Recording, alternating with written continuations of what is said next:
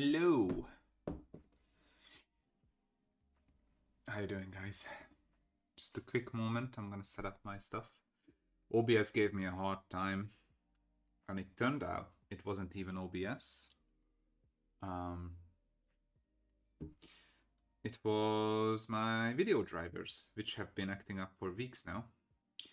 But luckily, I think I fixed it, so this should be all good. I'm gonna quickly listen in on the stream as well. See how we are doing.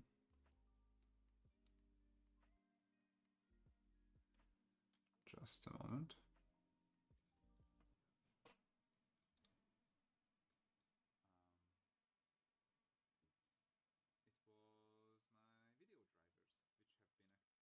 Alright. I think the music is quiet, right? How is this?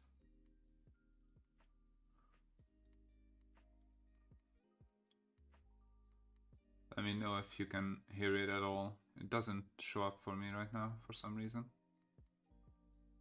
Oh well, you can put your own music if you want. This is an experimentary, as you know, you can probably see, stream. I'm just gonna see how YouTube works, because I've never streamed here. I have no idea. So, that's about it. Alright, so,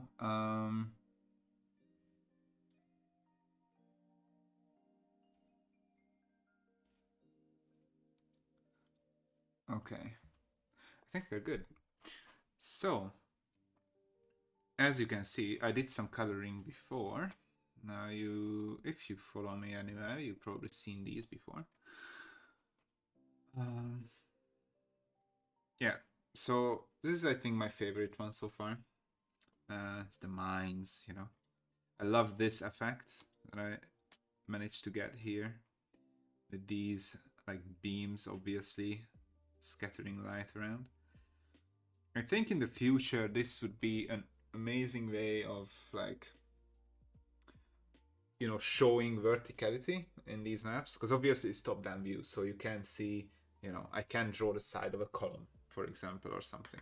But using shadows, I can, like, indicate how it would look, if that makes sense. I did similar things before for some of my mayor tiles, which was like a big arch, and I put a big shadow to it to, you know, implicate that it's an arch and things like that. So yeah, definitely some options there. You know, some crystals, some gold, big holes, you know, Dwarven stuff, really. Nothing crazy here. And you can obviously write your own story into, like, whatever you want here. So that's the nice thing about it. Just some edge of the mountain tile. Nothing fancy here. Some houses. I mostly colored houses, as you can see, like the boring stuff, the more like generic stuff. So I wouldn't have to do it on stream. There's another mine entrance here if you want to, like, do something with that. You can. Another houses, some columns around. Nothing fancy again. And another house. One thing I did, I mentioned this on Discord, if any of you have, you know, seen those or followed me there. Basically, give me a moment. So yeah, I applied these, I don't even know what you can call these, overlays, I guess, adjustment layers, yeah. So you can't see it on the stream now, but if I switch them off, you'll see that the map changes quite a bit.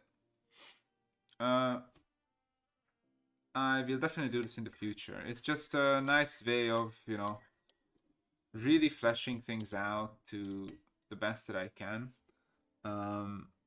So if you look at, like, the lights, colors and stuff like that, if I switch these on, it really, like, enhances the, like, color of them, makes them more vibrant, makes the whole map more contrasty. So just basically, you know, balances everything out as much as possible. So yeah, some really cool stuff there that's gonna stay in the future. Also, how I did the lights is I have a darkness layer that I put on top, which is just a dark blue, and I lowered the opacity. So if I go, this is the color of it, basically, and I erase parts, and I lowered the opacity. So basically, without it, it looks like this. And then there's a light layer, only like these small spotlights around the lights. That's a color dodge layer. For any of you Photoshop people out there. So this is how I got this like cool lighting effect. So what I do is I erase with a soft edge brush. You will see today as well. And then with the sharp edges, I just paint back with a hard edge brush. So I get these like light streaks going, which looks pretty cool. It gives, the building some height, basically, because they cut off the light. Yeah, so without too much more talking, I think that's pretty much it. Again, if there's any problem with the stream quality or anything of the sort, do let me know, because again, I haven't streamed on YouTube yet, so it might take some fiddling around before everything's nailed down. I have the chat in front of me, so I can see all of you. All right. Yeah, and then we have this one as well. Again, some very cool light effects here with some, lights cutting into other ones and whatever. It's a bit fiddly to do with this technique, but I think it like gets a nice effect at the end, so we're gonna stick to it. Yeah, that's pretty much it. So we have a lot of tiles, obviously, because we reached our Patreon goal last month. We have 25 instead of 20. So I'm just gonna grab a few and we're gonna get to drawing. Big thing we'll have to figure out today. I might actually do the lava stuff today because we have 4 lava tiles that I'm not sure how I'm gonna color yet. I have a few ideas, but yeah, we're gonna fiddle around with those, so I might as well do that on stream. Get you guys' feedback on it. So these are the lava tiles. Pretty bland for now, but you can see some like, cool down rock formations on top. Stuff like that. We have a big forge. Obviously, you have to have a huge forge in the middle of a lava pit. I mean, this is dwarves we are talking about, so... Alright, and I apologize, but I could get my camera here, but there's no place for my beautiful dragon mug, so I just place it here. Alright. And I have some morning coffee, as you do.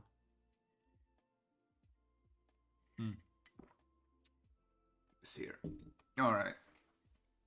Desk is like filled up. There's no free space here at all. So I've been looking around for some lava, like, what you call it? I guess reference, right? But my style is very cartoony, so I'm not sure I'm gonna like, do super hard research on like how lava forms it, how it looks. I think I'm pretty much just gonna go with it. If it looks good, we're gonna use it. So, and if it looks like lava, if you go, oh, okay, that's obviously lava, then it's good enough for me.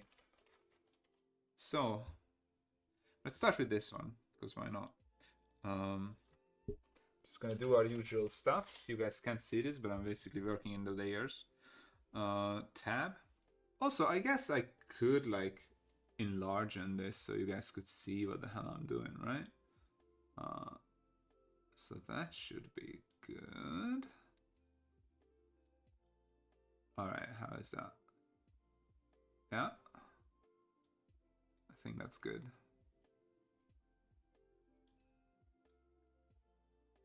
Okay. Yeah, you look good. It cuts off the end here a little bit, but I'm not gonna mess with that because then there's black lines on the bottom and the top, and that's just not good at all. So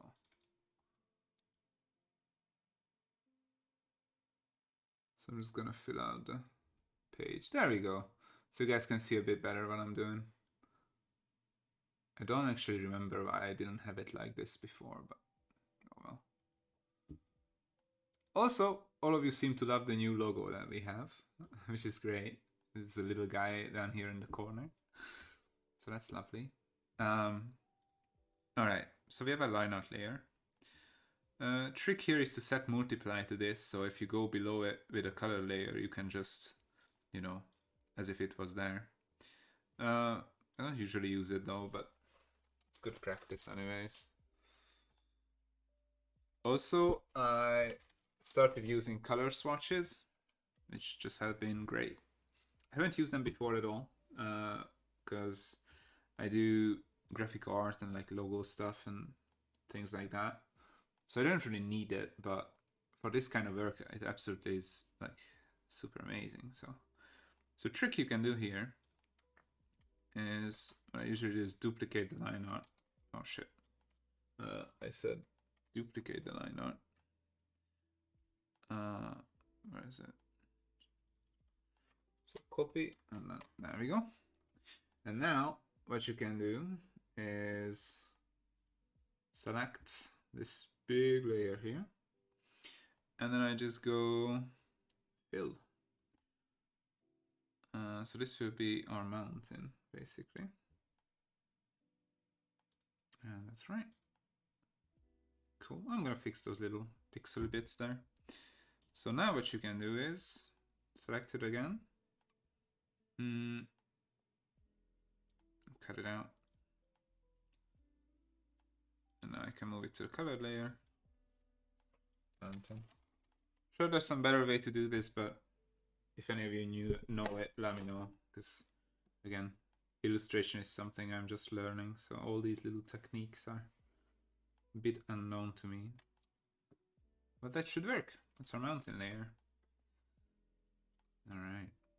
So, next up, I usually do the columns, and if we have any dripstones, I do those.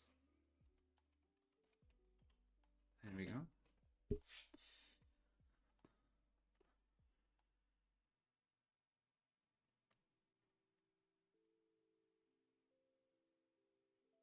There we are.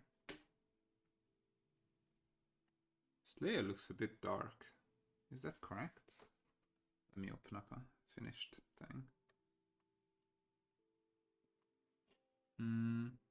Obviously it can cheat you because of the darkness layer that goes on top.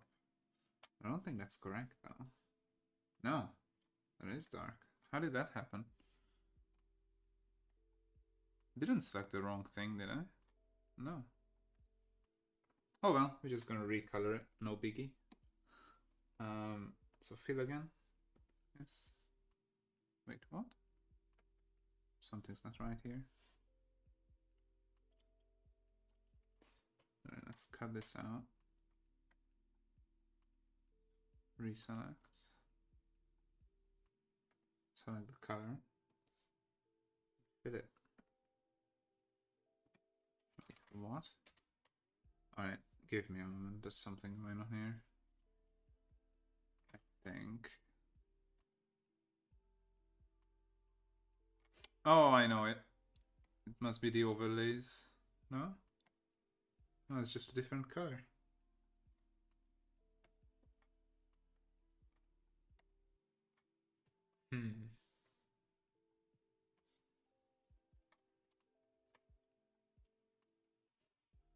Oh, the layer is on multiply. See? There we go. I didn't change it. That's why. Alright, it should be good now. There we go. Because it built into the background color as well. Figured it out.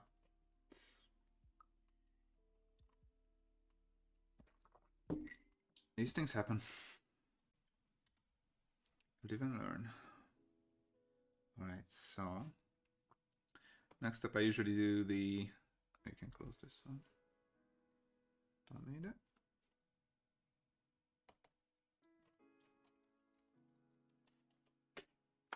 Alright, we can do the houses.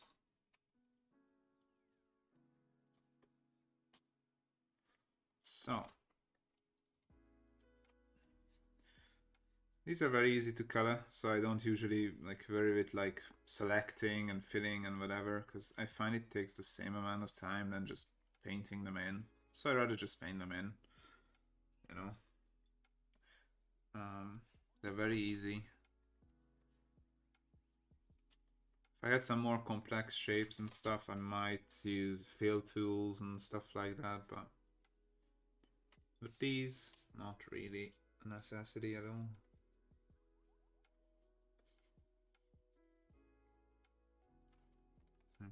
I love all these like scattered little houses that we came up with. It's pretty cool. They look nice.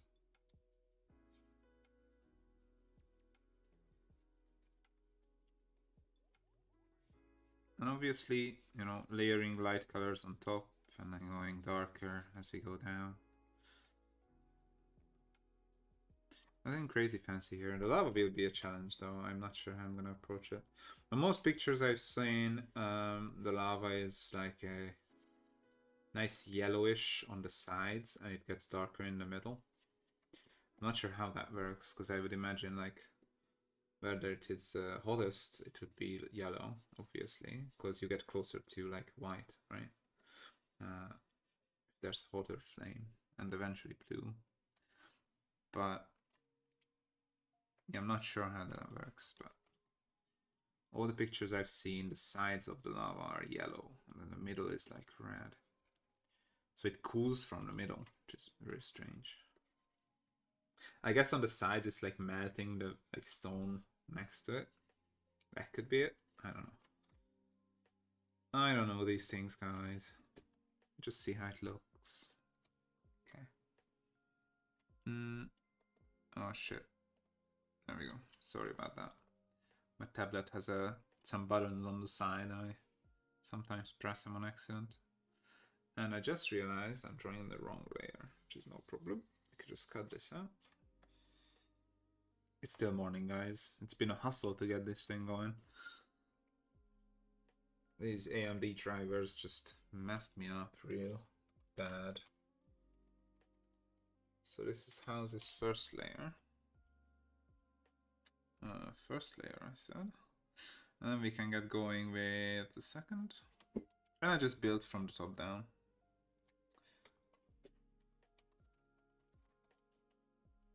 There we go. It's just easy.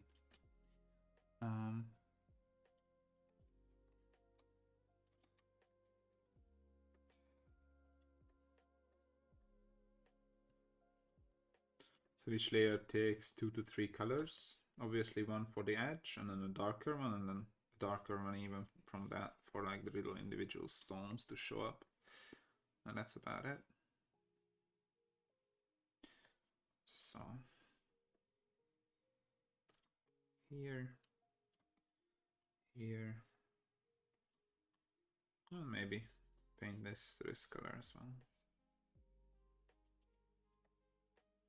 So it's all just meant to show verticality. Obviously these are like huge, these are meant to be like huge tunnels, right?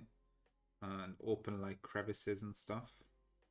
So, you know, showing that these are like tall caves instead of just a flat surface is important. And I figured like, you know, if I stack buildings, that might indicate that there's some verticality to them.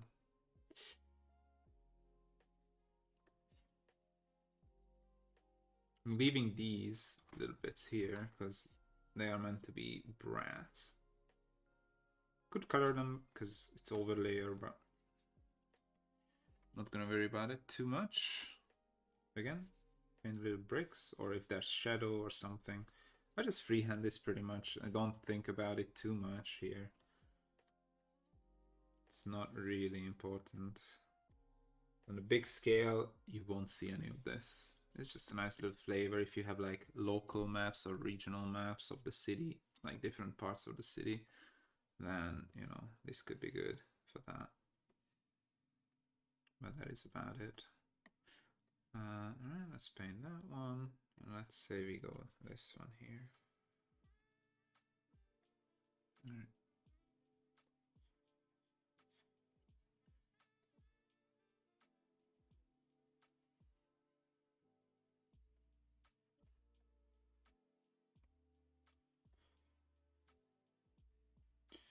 I'm curious how YouTube will serve me with the streams, because I've obviously been using Twitch before, but the thing with Twitch is, like, I feel like it's just an extra step.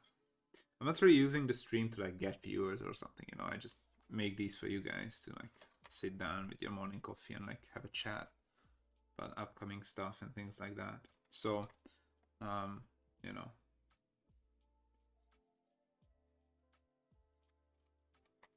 obviously it's not meant to gain audience, not in this way anyway. So what I'm trying to say is like Twitch was just an extra step, because I would like transfer the videos over or the streams over to YouTube anyway, and the quality would drop, and you know, it's just a unnecessary thing to do, I feel. So I decided to just go straight to YouTube. It just makes sense to me. Again, just freehanding these colors. These like little support parts on the side of the buildings. And then I'm just gonna blob this whole thing in with this color. And usually on the bottom layers, I don't really worry about the bricks either anymore. That's just that. Just fill it in. I might do here because it's really blending into the side of the cliff. What I do is just shift it into a darker tone. Color. That might be a bit much. How about that? That's good. There we go. So that's all. That's all there is to it. So all the houses covered. Pretty easy stuff. There it is. This column as well. I like this darker gray better for the feet. Alright. So now for the interesting part. Okay, well first let's just do the feet and bronze stuff. So these little bits, these bits.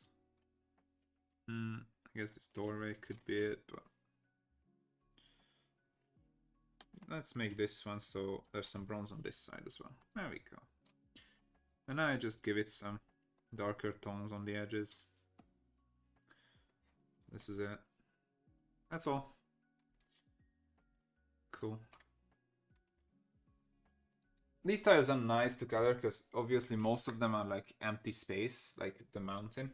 I wanted to give this some texture or something, but I found it's like super unnecessary. It just made the map look super busy, and yeah, it made no sense to like texture this at all with line art or with coloring. So I just left it in a like one color gray, which I think looks pretty good. Because you know, if you have a huge city and it's all like, you know, encompassed with this gray layer on the edge, it kind of gives it like a nice border as well, which is great. So your city, you know, not just floating in space, but it's like a nice little gray border going around. So we found it pretty cool. So we're gonna stick to that. Now, lava. So I have these bits on the edge here with the line art. So I think I'm gonna go with a yellow there. But we need to come up with colors for that, so I'm gonna add some swatches. So this will be lava yellow. Okay. Let's it's the wrong color. Let's find a nice deep yellow. Something like that. So let's delete this. Make a new one. Lava yellow. Also, don't forget to save every once in a while. So it's quite nice. Let's make a red as well. Will this work maybe? This is the color of the braziers. It's not bad actually. A little bit light. I might add a darker red as well. I think I need to push these a little bit though. So let's try and do just that. You'll see in a moment what I mean. So orange-ish, not really a part of lava actually. It's pretty much like yellow and like red, straight up. Maybe something like this, like an intermediate red, could work for us on some parts. Let's save this. It's a nice color then. Let's go here. Lava light red. Okay, and then we're gonna go again and get something that's like cooling off. This would be like these rocks, right, on top. Push it down into like almost a grayish red. More washed out, like something like this. Should be lava rocks. Alright, I'm just gonna paint it and we're gonna see how it looks. So first I'm gonna start with like this bright red here. Just gonna get going. We'll see where we end up. I have no idea like how I will do this yet, so. But that's a pretty nice red though. It's like an orangey red. I like it. It has some heat to it, right? You look at it and you're like, okay, that thing is hot. I guess somehow. Again, I could use a fill layer, but I really enjoy coloring these by hand, so that's what I'm gonna do. Come on.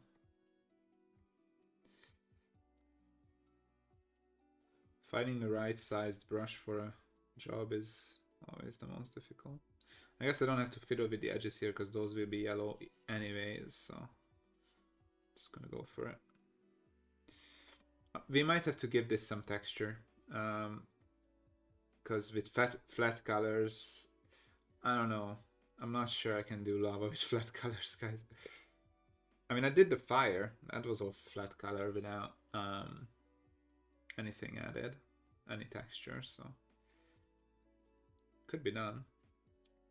But I think you pretty much need to nail the colors for it to like look like lava. Alright, so did all the edges there. Need to finish it now. Cool.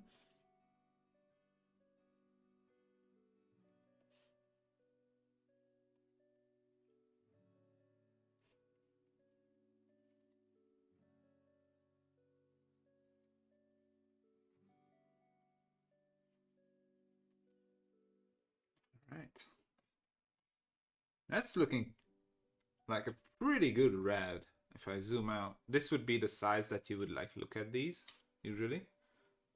So it kind of looks like lava flow already. So I'm pretty happy with that actually. Now I'm gonna go on a separate layer just so we can get it easy, and then I'm gonna meld them all together. So let's go with like a size 6 and then do these little edges here.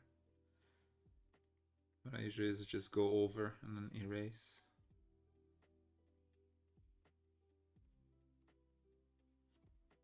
Obviously I'm painting underneath the line art layer, so that's how you get this like filled in effect.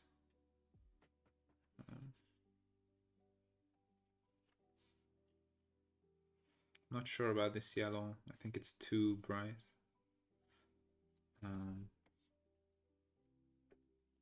Yeah, it almost looks like gold.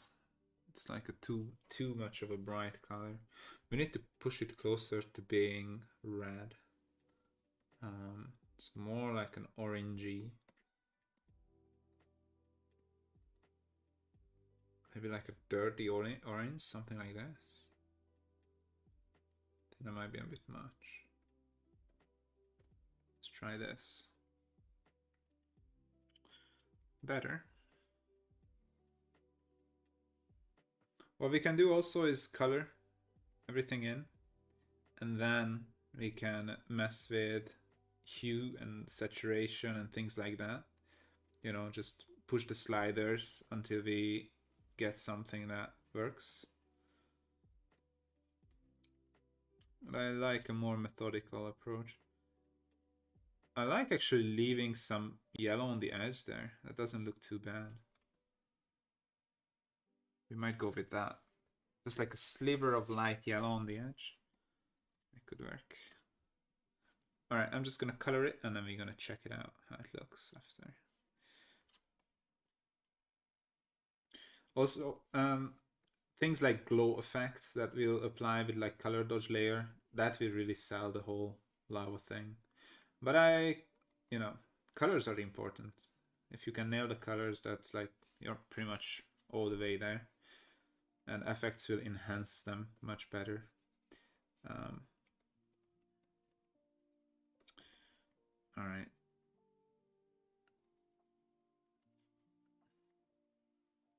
I don't like going completely like random with the sliders because I don't know. I feel less involved with the creation, I guess. You know, I just like push some sliders and whenever something pops up that I like, oh, that's great. I don't think about it, right? I don't think it's the best approach.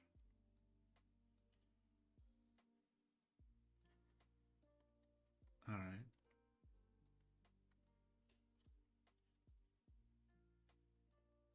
So, something like that. That looks pretty good.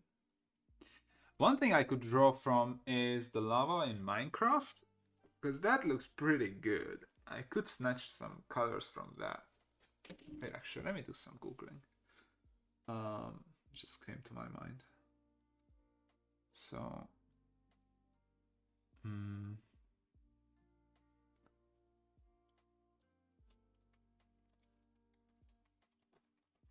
Minecraft lava. Yeah, it does the same. It's like a, it's not even red, it's like an orange. It's like glowing almost. Oh, I love this effect. I think it's like the Swax texture pack, I think it's called. Or Swax or something. Let's save this image, I quite like this. Alright, I'm gonna put it into here. So, something like this could work for us.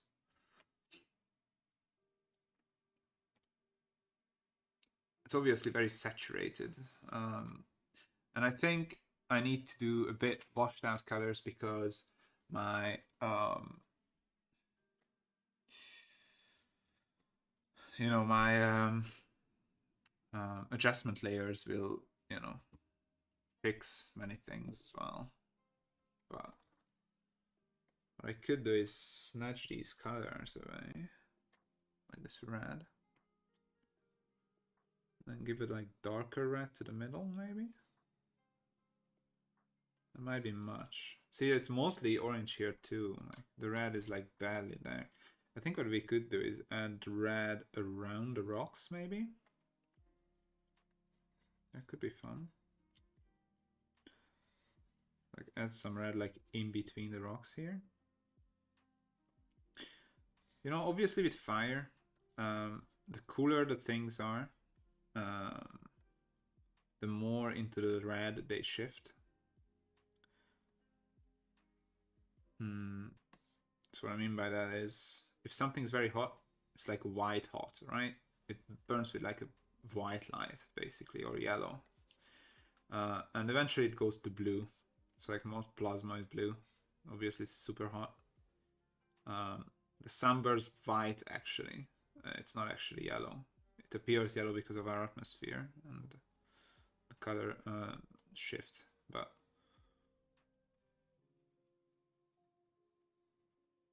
so yeah, where these rocks can, you know, stay afloat, obviously the lava would be not as hot, so the red color will come in. Not sure about this dirty yellow. It looks like super like grimy and dirty. I think I need to change that. It's not the best. I'm gonna go back to it in a moment. I'm just gonna try this. Okay. Now we can add our like darker layer. See how that looks. So I cooked up this color. I'm not sure how this will go. Yeah, it's way too dark. We need to change this into like a more saturated red, like maybe like this.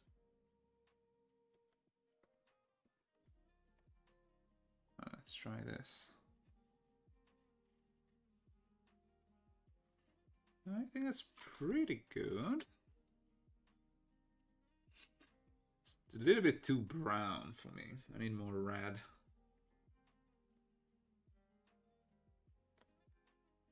How's this?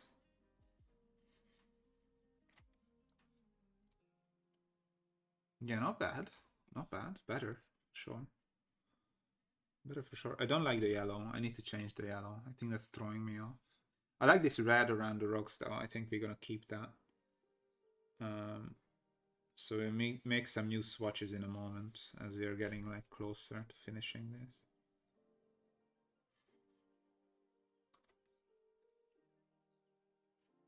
Yeah, that looks pretty good, I think. We might even introduce some purple in the middle of these stones, like purpley colors. So let's try that. So I go to the other end where, you know, after red there comes purple, obviously. And I'm not really gonna like make it darker. See how that looks. It's way too saturated. I want like a grayer color showing that the rock is like cooling, but I don't want it to be like too different from what we have. So it's gonna be quite a challenge actually getting that color. Right. So let's go darker, less saturated, and then push it towards purple. Something like this.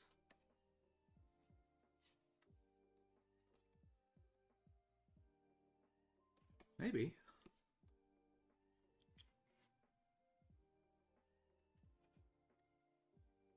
That's that.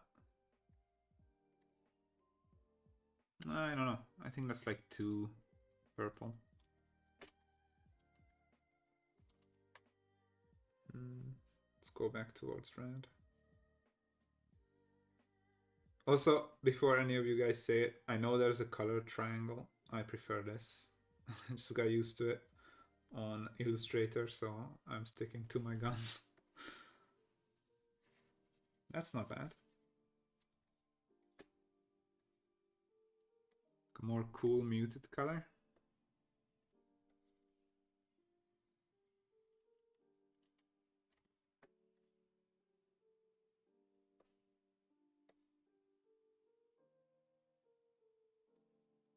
I think the edges here should be yellow, right? Because look at this in like a Minecraft texture pack. On the edges, like wherever there's cracks, it's yellow. Obviously, like below the surface, it's hot. So I think around the stones where it cracks, it should be that same yellow, right? Does that make sense? Because see, the edge of the stones is orange, and then the middle is this dark red. So let's try that actually. Let's get rid of these layers.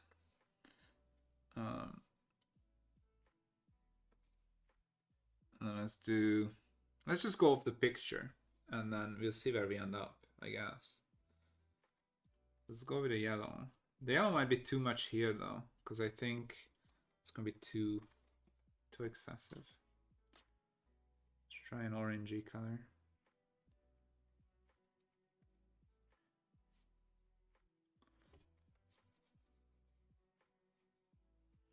I'm not gonna paint the whole thing before we, you know, get it right, because I was a bit too optimistic there in a moment ago.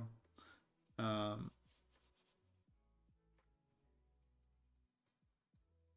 don't want to waste time just coloring and then getting deleted. I like that, but it didn't work. Like the colors were too different, I feel. I like this orange though. This orange is nice that we managed to pick off. Basically all I'm gonna do is color to like here, so we can test how things look around the rocks.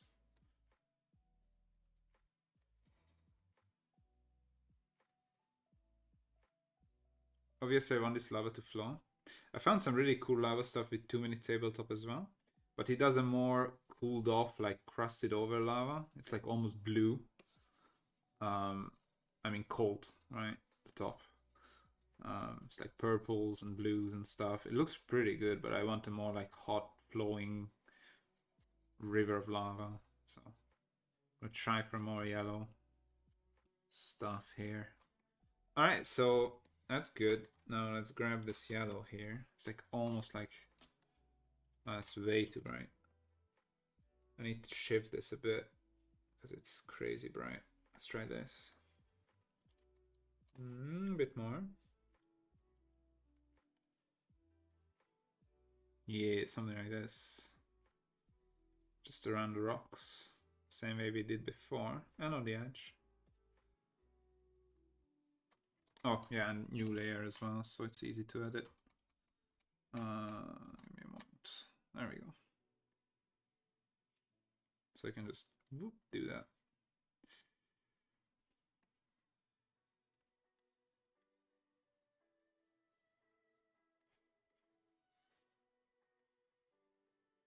Here's how this will look. All right.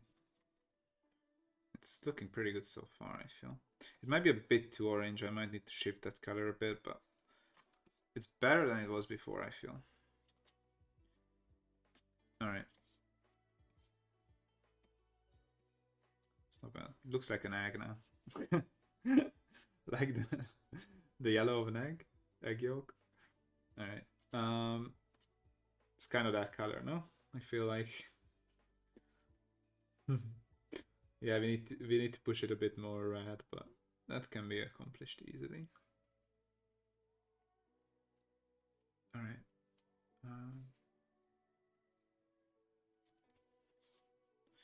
Okay, now we're gonna grab this orange E thing. Do the edges of these. That's a nice color. I like that one.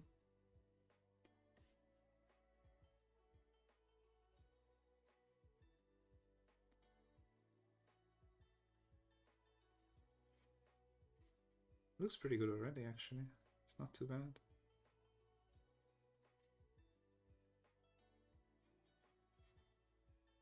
Not too bad at all. Okay. Now, we're gonna grab this deep red. It's too red. Not that much red. Stay in the orange territory. A bit more.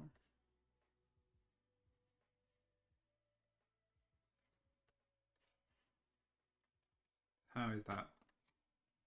It's more of a cartoony lava, but I think it works. What do you guys think?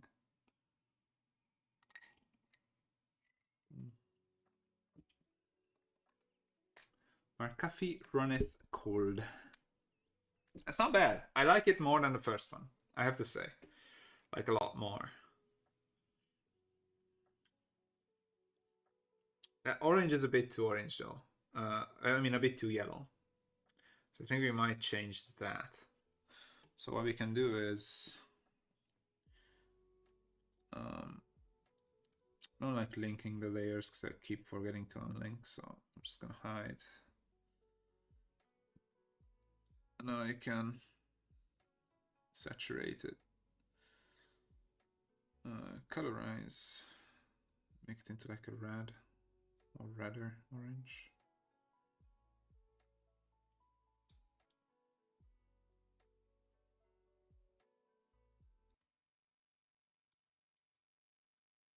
Like this maybe? I feel like that's a bit much. Maybe like that. Okay. Now I can merge this on. Now I can re-enable. Yeah, better. Much better. There we go. So that's looking pretty good, I think. I feel. That's alright. Again, the yellow on the sides. I don't know. I think I need to add like the intermediate layer to that as well. obviously now this color is closer to this. So if you look, it's like almost the same color. So I think we need to shift this towards this as well. So what I will do is I select this, I shift it into orange a bit more. And now that can be the edge here. So like this. That will blend with the middle as well. That's good. Okay. So these are our colors, I think. I don't think I'm gonna mess with them anymore. I like where we are.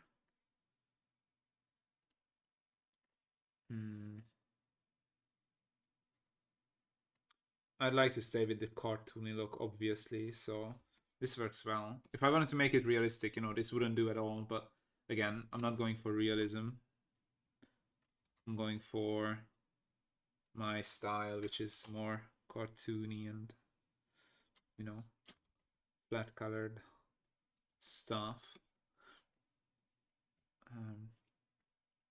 Also, I think getting rid of these like sharp points is important. So like make it like more flowy like this. There. That's looking pretty good. Like this looks sizzling to me. I don't know. I like it. Okay. Right. And then on the edge, I want an even yellower yellow. If that makes any sense. So I want to push it to like maybe like this.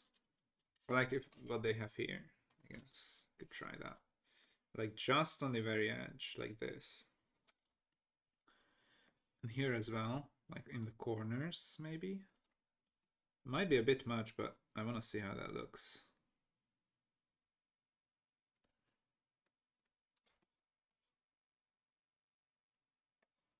Bit unnecessary, I feel. Yeah, not needed. That's cool. All right. By the way, can you guys hear the music at all? It doesn't show up in my OBS. Like, the bars are just like sitting still. I don't see it moving at all.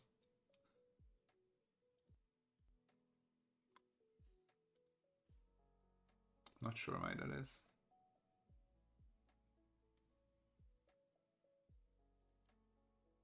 No clue. Oh well. All right. So, I like this. We're gonna stick to it. So let's save our swatches. Merge this all down into one layer. So we're gonna do that. Merge these two. This is the new lava layer. Get rid of our reference image. Was pretty useful. Okay, now let's get rid of these. We don't need them no more.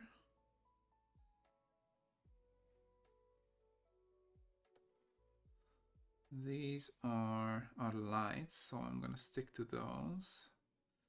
Get rid of this and get rid of this. Okay, now we go.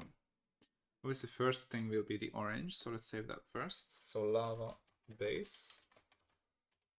Okay, next will be our yellows added. So let's save that. Let's call it edge. Next, we'll have our rocks edge. So lava rocks. Let's call it 1.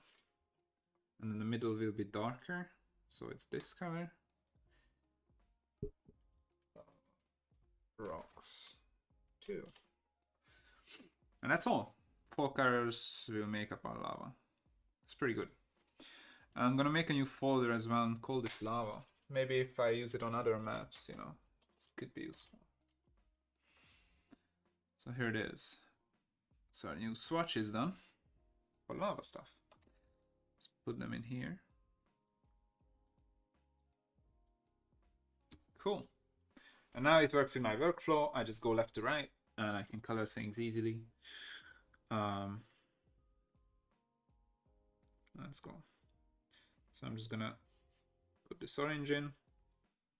I'm gonna do the same trick, make a new layer, put all the yellow stuff in, merge it down, and go from there.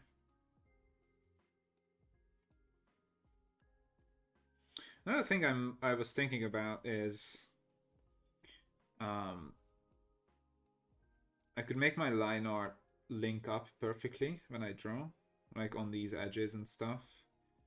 And that way I could use the magic wand tool and fill. That could be really useful. But I need to make sure that when I'm drawing, I'm linking up the lines perfectly. Otherwise, obviously, you know, it's gonna go over or it won't select properly. So if I change that, that might be a huge help in the future with coloring stuff. Because, you know, one click, fill layer, and you're done. Only things I would have to put in by hand are these stuff that doesn't have an edge with the line art around them. So,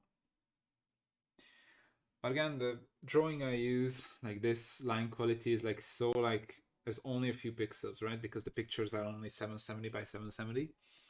So, I don't know, it still might not work. But it's worth a try anyway. That looks pretty good though. I'm pretty happy with that, guys. What do you think? It looks like lava, alright? Okay, it's a new layer again. Get our yellow, get a small brush, and just get the coloring.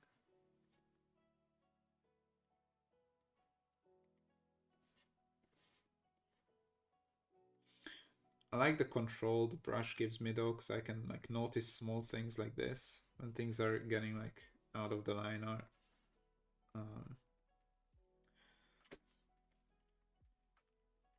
Yeah, I don't know. I know all professionals use selections. I just didn't crack the code yet. I'm really shite with selection tools. I don't know why, but it's just not my cup of tea. One place where they were really useful is coloring the roofs of the human cities. I used a lot of fill tools there when I did those. They made coloring so fast. It was great.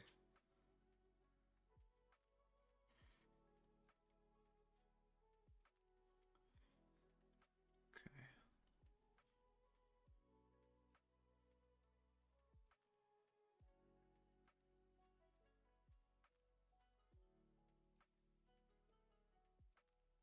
Oh, I see some issues with the line art there, for example. See? It's clipping over. So I'm gonna go in here, delete that. It's too much. What have I done? There we go. Okay. Go back to our yellow. So yeah, once we figure this out now, the rest of the tiles will go super quick. Just do the houses, lava, and we're done. One thing that's gonna take some time is the coloring of the whatchamacallit. My brain is fried. Give me a moment, guys. The light layers, so all the lights and shadows and stuff. That takes the longest with these Dwarven stuff. So most of our stream we're gonna be painting light basically, which is super fun though, I have to say. Obviously I haven't done anything like this before, right? But my style has been like, I only use two colors basically. No like color dodge layers or anything like that. No pin lights, nothing. So this new one is really like, you know, uncharted territories for me, really. I love it though. I think it's great. I love the whole feel of the light beams going across on like a map. It makes it look almost like a game map, like a PC game. Alright. If you look at the map, it's like, it's definitely not a parchment style. There's so much of that out there, I didn't want to do the same thing. Pretty much from the get-go, I was like, I want to do like an like cartoony, artsy style. rather than just do what everybody else does.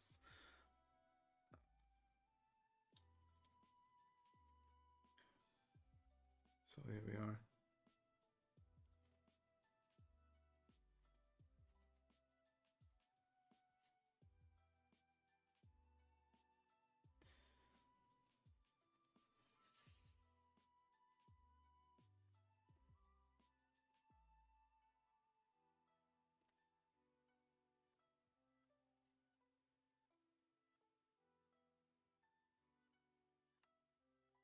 Stuck with the whole streaming thing for a bit. I have just been really like swimming in work. So much to do. But if you haven't seen yet, I'm happy to say I'm going full time. I'm gonna do this all day, every day now, which is amazing. So I have a lot more time to stream and stuff like that. So that's gonna be fantastic. Let's make this here. Alright, so that's a lava layer, guys. What do you think? It looks pretty lava-y for me. If that's a word. No, it is. Alright, make it one layer, lava done. Cool! Alright, now let's give it some light effects. This is the fun part. So what we do, first of all, save. Second of all, I create a new layer, make it into pin light. Grab this dark blue color. And then we fill the whole layer. It's gonna be super dark, right? Now, I reduce this to 30%. Yes, 30%. So you can see the effect. God damn it. Sometimes I nail it on the first go. Alright, so you can see without and with, without and with. So this is basically just like switching off the lights, right? And now what you can do is, if you grab the brush tool, you go on this, you select up your soft round brush for your eraser. If you erase stuff, it's like, obviously, you're like getting rid of the dark, right? So you're adding lights. So this is how I do lights. And so obviously this whole thing will be light here and stuff. So when we do it, this is how I make things glow. And then, you know, if this glows towards this way, what I do now is I get my brush with the same color and this blue layer, and I cut the light like this. So if it hits the column here, it's gonna cut it like this, right? So this side. There you go. See? So this is how I do these things. We only have the lava as a light source now, so it's gonna be quite simple, I think. Also, one more layer I add is I go here. Let's paint this black. Paint this black here. All right. So one more thing I like to add is another layer. This is color dodge. Okay. Now you select whatever light color you want. I use this, this, and the red. For this, I'm going to use, I think, the color of the lava itself. And I'm going to go, again, select a soft round edge brush. Go a bit bigger. And what I can do is just give a glow to it. It might be a bit much, but we're going to reduce this as well. So this will make the thing glow like crazy. See that? And now, again, we can go to our eraser. This time set it to a hard edge. And just knock back the edges here. So this will make our lava like pop and glow. Now, again, reduce the effect in a bit. It's just easier to see where I need to erase this way. You can see the difference it makes if I like erase into it. That's our original darker color. This is our color dodge layer. So many artists use this for making things like if there's a light behind a face, giving the ears that like transparent look, right? So they will like glow red as it does if like light shines through. If you ever seen someone's ear or finger, if you put like a torch on your finger, it like shines red through. That's the effect you can get with this. And you know, it's good for many other things, but from what I've seen, that's what most people use it for. I used it for that in the past as well, so I figured I might as well try it here, and it works pretty well actually. This hided the braziers as well, how they have the red glow to them.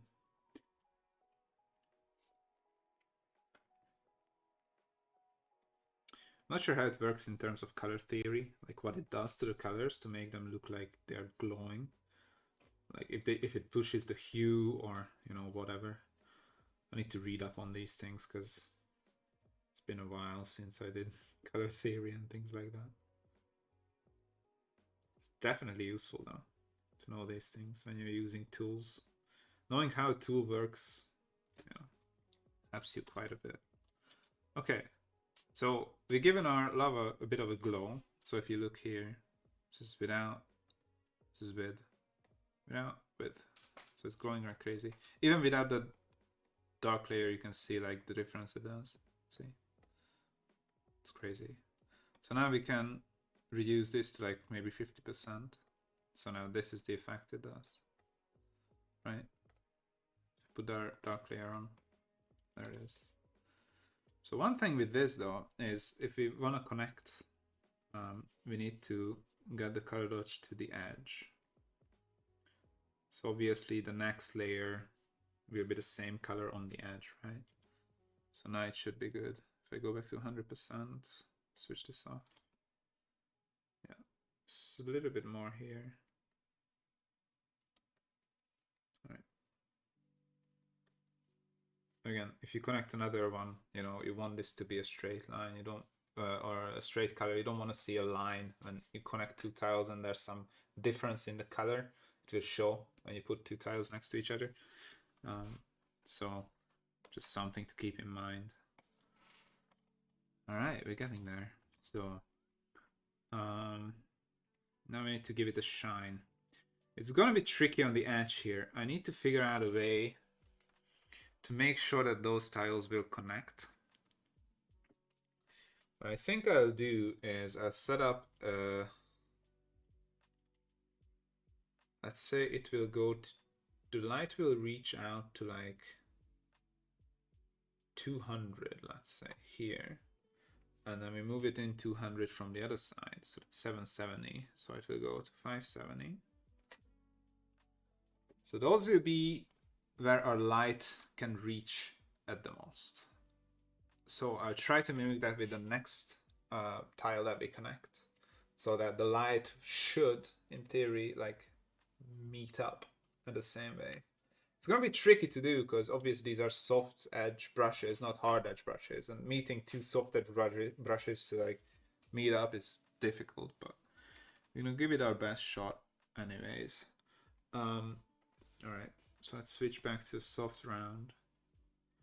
And what I think I'll do is I'll go for a super big brush and just follow the, like put it on the edge here and then just follow that up, holding shift. Same here, put it on the edge, hold shift for a straight line, follow it up.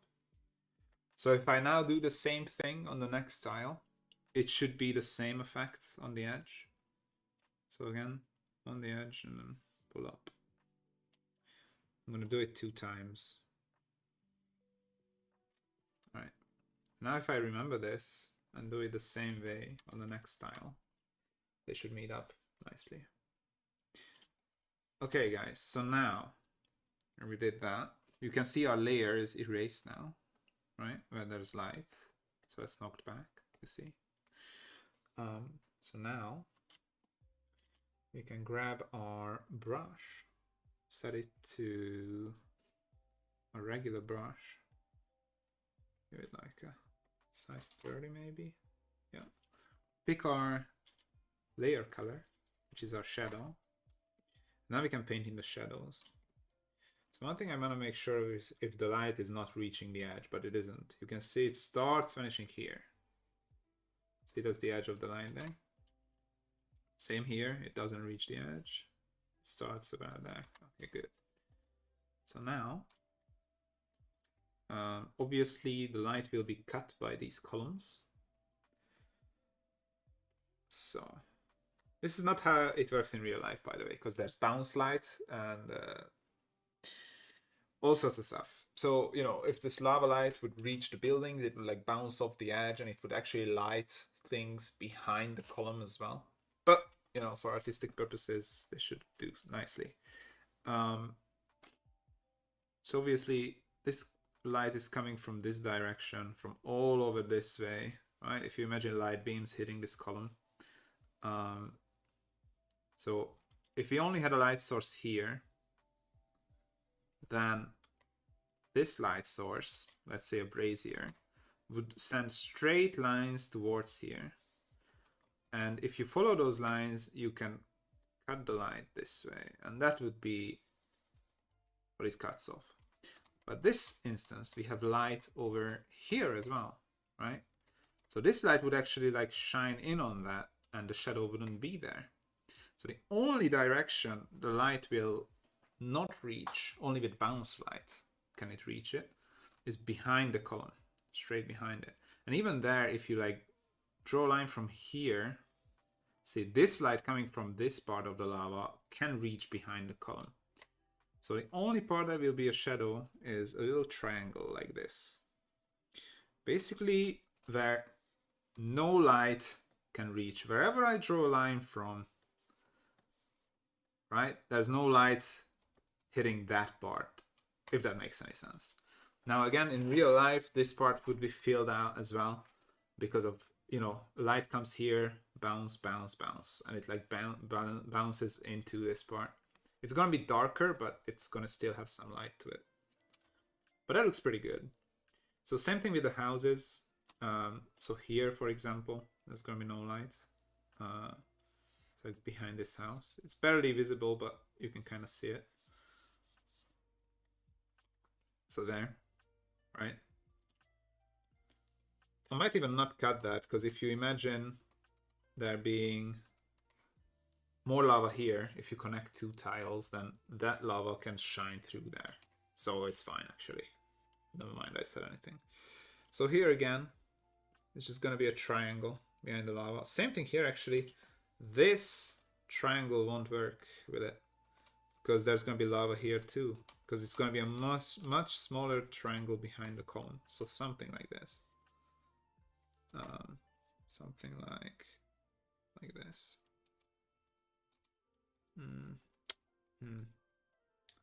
Give me a moment.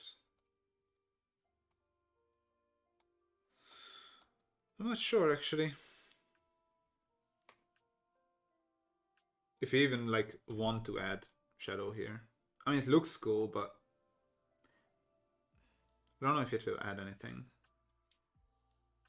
because the brightness of the lava is not that strong here. So if we add like a little shadow triangle, I don't know if it will like, you know, do anything for our build at all. Trick we can do though is pitch it to like 45 degrees so we can have an edge like this.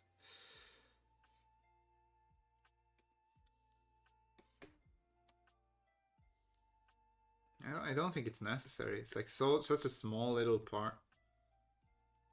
I think we can just leave it. We don't even care about it at all. Oh god damn it. Control Z is fucking me. There we go. Alright. I think I'm just gonna leave it, guys. All that explanation for nothing. Because, you know, it's a like tiny minor thing. Yeah, I don't know. It doesn't really add much. And if you add more lava that's like turning this way as well, because there's like the T section, that would definitely shine behind there. So it doesn't make any sense to give it shadow. One thing we have to do though is get rid of the lights on the mountain and on some of the houses. So I'm just gonna go around here. Actually, what we can do is go into a line art, get our magic selection. Now go back to the dark layer and give it a fill, right? So that we refill that part. It's a nice quick way of doing it. All right. So now we've given our lava a bit of a glow. That's pretty much it, I think. I don't want to, like, you know, push it too far because that's not good either. If we overcomplicate things. Let's fill in that little part that was left out. All right, I think that's it, guys. I think that's all we're gonna do to this tile. One more thing is the column here that we need to fill out. And then only the bottom houses will get light from the lava. And I only give it to the edge of them. So I can do like sort of like an effect like this.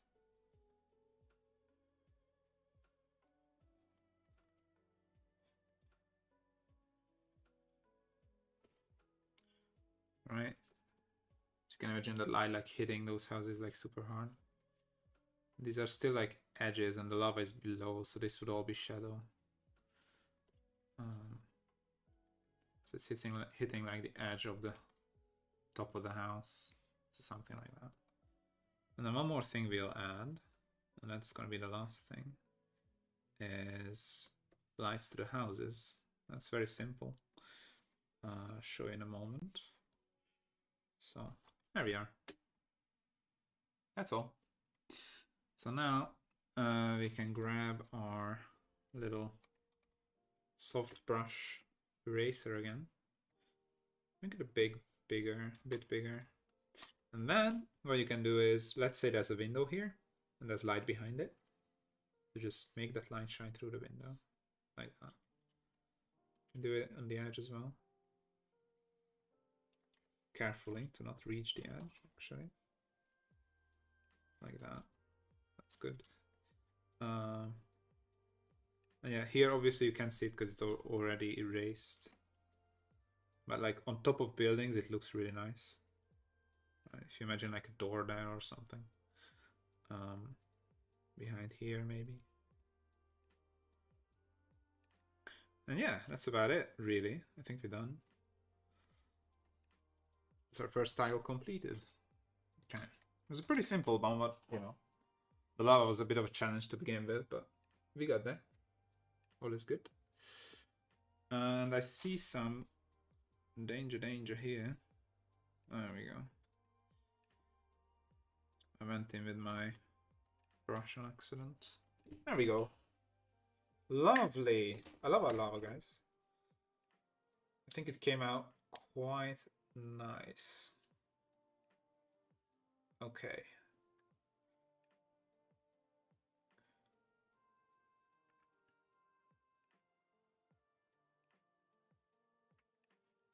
All right. So again, the size of our brush was pretty much from like here to the edge. So if you want to recreate it, let's just check. It's like a 300, so 200 something more. It was like, yeah, it was like 300, wasn't it? So yeah, something like this, right? So yeah, so put it there and then go up. That's pretty much it. So let's stick with 300. That's a nice round number. I'm gonna write this down into a notepad so I have it saved in the future if I forget how to do it. So how you do lava effects is, let's save this as lava effects.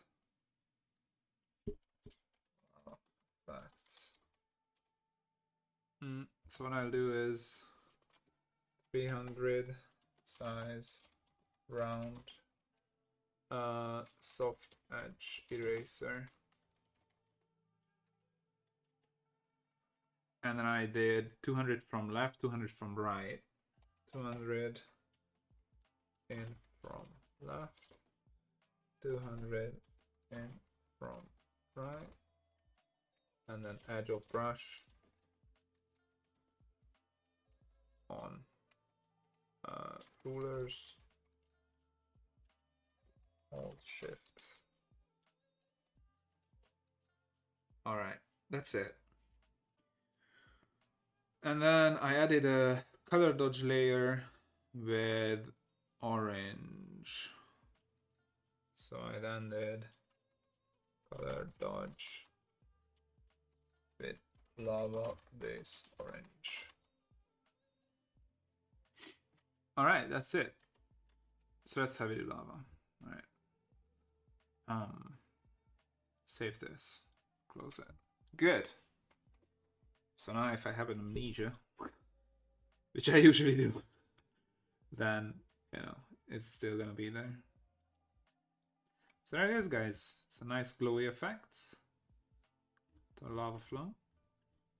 Obviously, most of it is inside the rocks here, so you won't be seeing a glow effect, but, you know, we're gonna place some more buildings and bridges and stuff in there. It's definitely gonna matter. So let's keep going, I guess. Give this a save.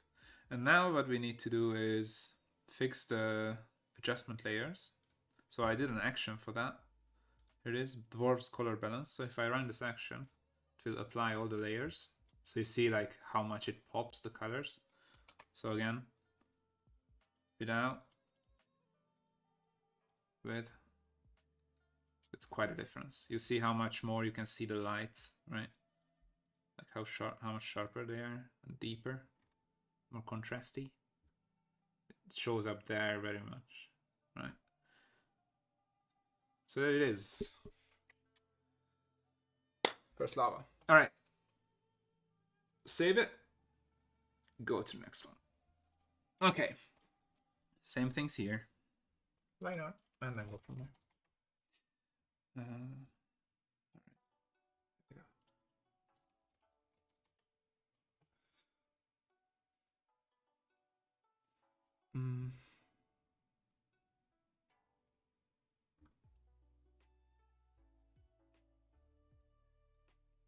Give me a moment, guys. Just fixing some stuff here. Okay. Alright. So line art is done. I set it to multiply. Now you go down. Get this to colors. And then we're gonna get going with our ground layer. Yes. Okay, this is an easy fill. Select, edit, fill. Where is it? Oh, deselected the layer. I need to remap Ctrl-Shift-5. It's so far. Like, it's not handy at all. If you allow the pun. Alright, so there's no like mountain layer here. This is like the middle of the town. So we're not gonna have a mountain. We're gonna have those columns. So let's save that. And then what we can do is select on the line art layer.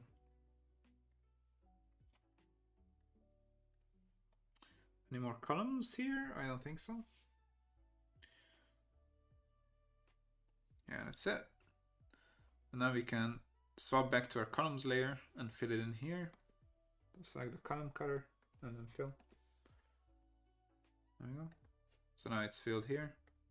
So we select here on the line art, then we change the columns and then it's transferred. Right now we're gonna do houses. So as you can see here, I tried to make the houses more like organized and straight and set up little roads and stuff. So this is more like the living area, closer to the middle of the city and stuff like that. So on these tiles, we're gonna have some like better looking, more organized buildings. If you look at these ones, it's like all 90-degree angles and stuff. There are obviously still some,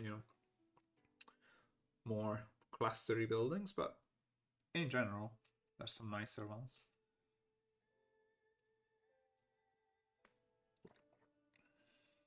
For the more wealthy, the workers. I want to really do like an expansion pack in the future for like more like rich dwarven areas, right? Some, you know, higher upper class stuff, some fancy buildings and things like that.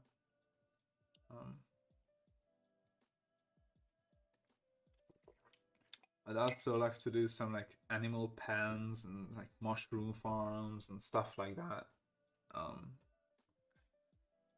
I just didn't have enough tiles to do it this time. 25 is not that much if you're making a pack that, you know, needs to work together, and it has like lava stuff and mountain edges and railroads. I've basically harem different tiles that need to connect in this pack. Right, there's the mountain edge, and there's the lava rivers, and then there's the rail tracks, which are pretty cool. So yeah, in the future I need to add the one that's like that is a lava river part and the railroad going above it, right? So you can mix and match them together. You get what I'm saying? We need another run at the dwarves because I had so many more ideas, but I just didn't have enough room in the pack, basically.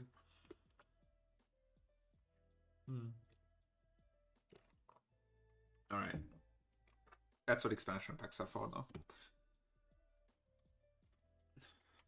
Also, I can't wait to see where the vote will end up. That's gonna be exciting. Okay, so I think I figured out a better way to do the houses. So what we'll do is select the second layer, not the edge, but the fill layer, right? And then I'll select the whole thing. I need to set the tolerance higher. See, it's not the best. Still selects weird. Nice, like it's not selecting all parts. That's the problem. Even if like higher tolerances, it's enough of a line for it to not get in there. Go for like 100. I don't know. Yeah, see, doesn't want to select in there.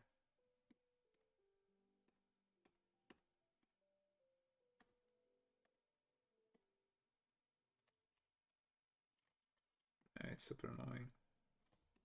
Like that takes a long time. In all this time, I could have done the other one. Or another way I could do it, but this only works in like 90-degree buildings is like this, right? But obviously I can do this on like these ones because they're like skew. And you know, now I can fill. Set up an action for that too. Oh no, actually I need to go here. Now I can fill. Right, so like that. And I feel like that's kind of a hassle. Like do it that way. Instead what I can do is just, you know, get a brush. Right? Set to like 22. And then whoop-de-doo. It's done. I find it so much faster. I don't know. I think I'm gonna stick to my brush for now with these. It's just a lot faster. So I'm basically looking for all the buildings that are high up. So, you know, above the clusters. Because they will be the lightest color, obviously. Indicating that they're high up. Now, okay, this wouldn't be the case underground, right? Because these buildings are underground. But your... forgive me, but our little brain doesn't get this. It just goes, lighter color means higher up. And that's what we do. So it's a bit of a trick to the mind. I use the same thing with like the, you know, the human rooftops. One of the sides of the rooftops were a darker red than the other one. So all that did was basically make you believe that the roof is three-dimensional, right? Because there's a shadow layer to one side. But obviously, if you like spin the tiles around, the shadows are not going to be on the same side, right? So it's a bit of a trick. Same thing here.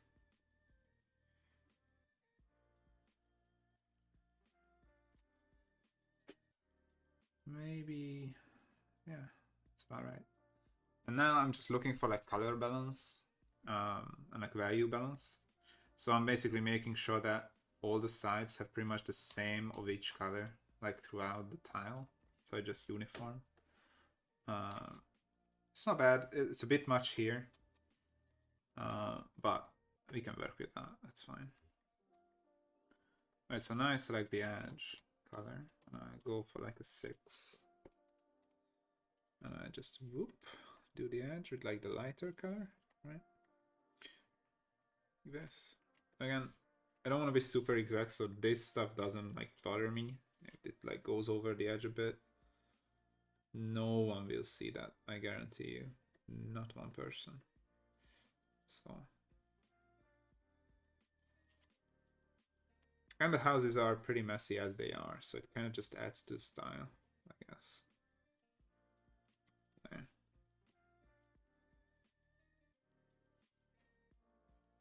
On the more neater houses, I try to be more neat with my colors too. So here I try to like stay between the lines as much as possible.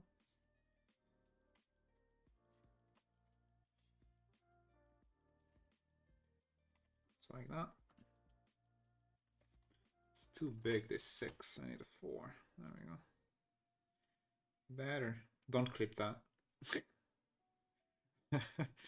No one clip that, please. Anyway. Alright.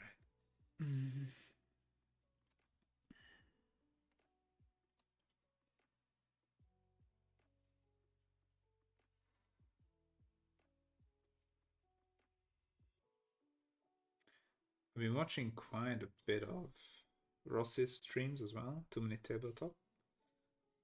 He started streaming a lot recently. He does it here on YouTube as well. And I quite like his style as well. He just basically, he draws and he talks in like every minute or 2 minutes. Now, I just run my mouth because, I don't know, it's like therapy for me. I guess I just like talk. But I like to try like a more, you know, there's some music in the background and I just draw. It's a nice chill time, you know, you can sit down, do your studying, you see the little tiles coming along. Because I might as well, right? Like I'm sitting here drawing this stuff. And if any of you are interested in the process, then why not record it?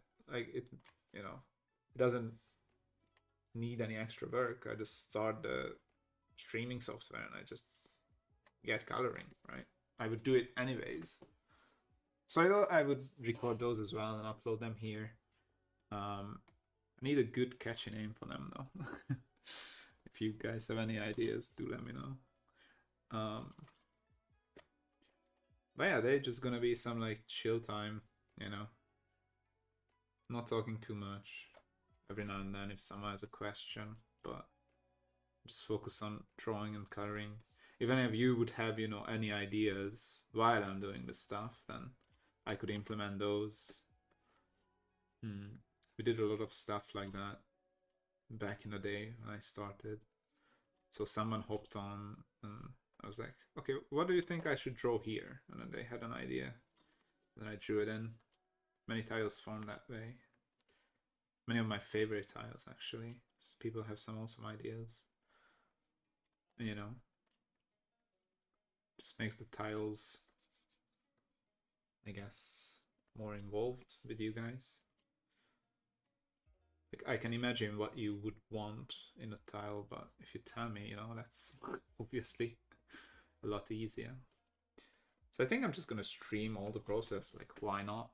That's what Rose does now. He just like starts up his stream, you know, shares it on Discord, like, here you go, I'm gonna be drawing like 6 hours today. Stream is running.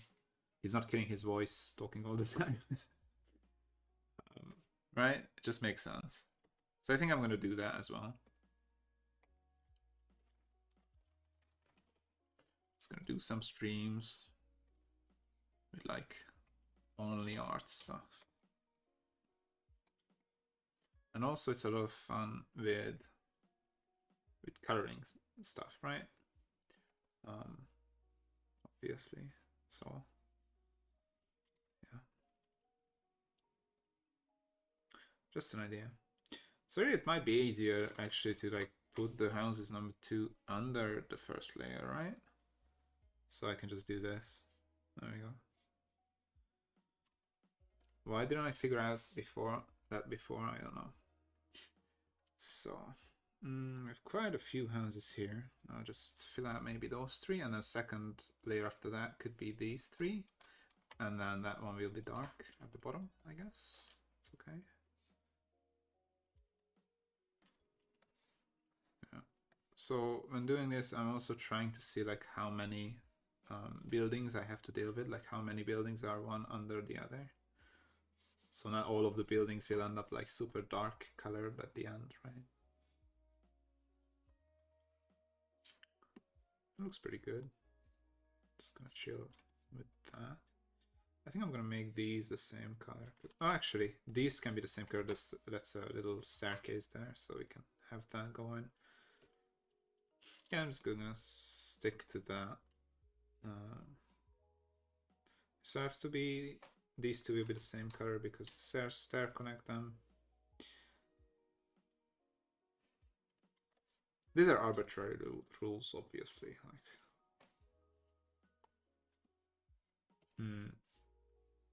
it helps to have some random variety as well, because if all your buildings look the same and follow the same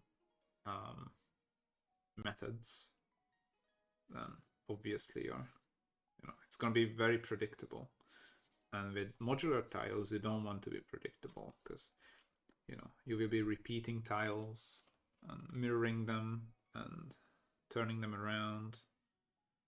If you put 2 tiles next to each other and they have like very similar shapes, or like very recognizable shapes as well, that's another thing I learned through these months of doing this stuff, is if you have very similar shapes or very recognizable shapes and you rotate a tile, your eye will instantly pick up that shape, like being the same but just rotated. So the more abstract and weird the shapes are, and the more generic they are, the better, because then you can have 4 of the same tile next to each other and just turned and like flipped around, and your eye won't be able to tell that they are the same. So it's much easier to fill out big spaces. Obviously generic building, like maybe even this one has to be that way because you will be placing a lot of that to fill out all the empty space in between all the special areas of your city. So if they look recognizable and memorable, then they won't work for a generic tile. So it's kind of important actually to like restrain myself to put in too much detail in those tiles, because it would be a detriment to how modular they are. I think I talked about this before. I forget because my brain's fried, but it isn't actually fried, but you know what I mean. I'm tired. So yeah. Okay. I don't know why I didn't fill these. Should be filled. There we go. Alright. So see how the layering is happening? Like it's tricking your brain already. Because the brain's like, there's a sun. The sun shines on the top things the most. It's a weird thing, but it works, right? So yeah, now we go back 1 into a lighter color, and then we're gonna do the edges here.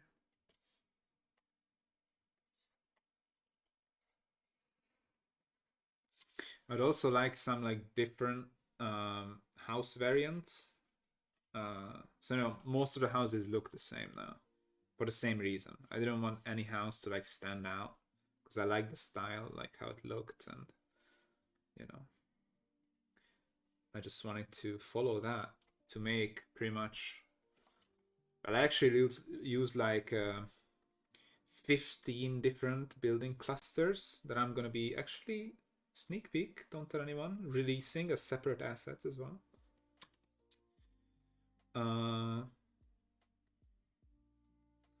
So what am I doing? Why am I doing that? I don't need to do this. Come on, focus. So yeah, I use like 15 different building clusters and I modified each of them once I place them down. So this way I could get a lot faster with drawing the tiles, which is quite nice. But also, you know, I can make sure that I don't accidentally create something that really stands out from the net, from the other stuff. Because basically all the stuff are the same with like minor modifications, so they are not like completely duplicated. So, you know, this way actually, and I find that this way the tiles work a lot better, like a lot better, because, you know, there's less variation, and that's actually good. That's a good thing with these stuff. And you know, if there's like a fort or whatever, there's a fort tile here as well that I think we'll color today if we can get to it, or tomorrow in the next stream, we'll see. But you know, if you do that, then I mean, you can put all the detail into those tiles that you will only be placing 1 or 2 of anyways, right? So you can place all the little tiny details and everything you want into those tiles. It's a different way of doing things than if I were, you know, doing battle maps and stuff. Because obviously with battle maps, I guess it's kind of true for battle maps too, to be honest. Because with battle maps, you want them to be kind of modular too, in the sense of whatever the story is, whatever the DM is trying to sell it as, it's good if it works in many separate ways and many different ways, right? Does that make sense? So the thing with battle maps is, I think, like, let's say there's a coast, right? Now if I put palm trees on that coast, it can only be used in like tropical areas, right? Obviously. But if I leave out the palm trees and I just get like the, you know, elevation done and all that, I leave that a little thing here.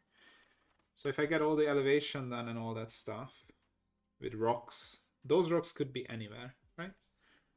Now, you know, many people solve this by releasing many separate versions of a pack. So there's like a snowy version, there's a lava version, right? There's like an autumn, whatever. So that works for sure. But I don't really want to do that.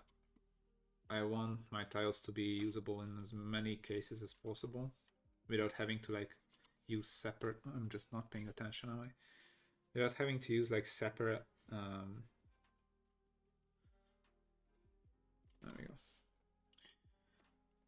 Without having to use like separate variations of the map.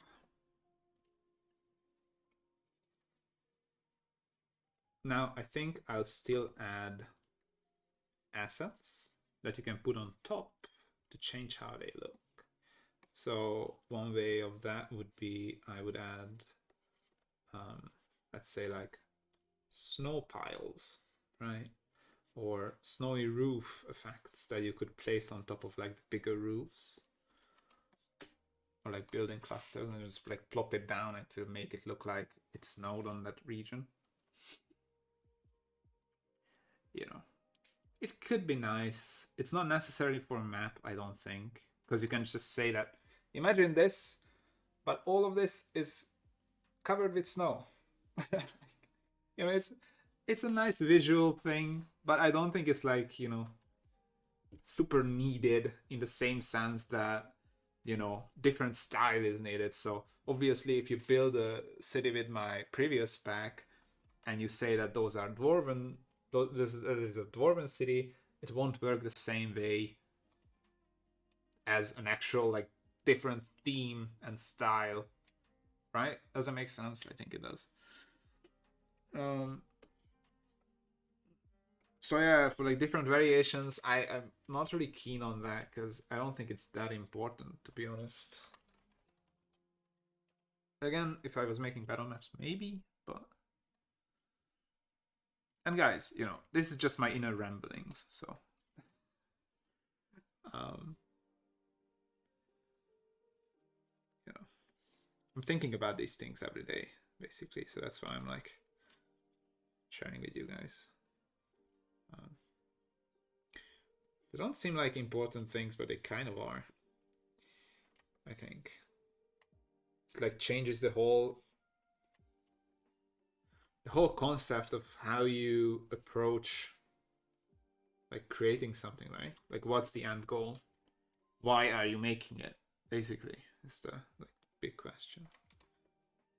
If you don't know why you're making something, then you know, there's some problems with that.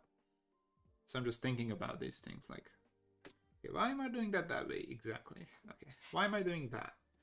What's like the reason? What's the end goal of doing something in a certain way? If I can figure that out, then that's a win in my book. I'm just doing I know I'm doing them in a different ways, the roofs. I just don't want to get bored, so I'm just switching it up every now and then.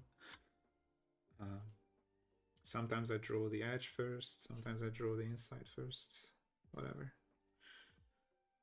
Just trying to, you know.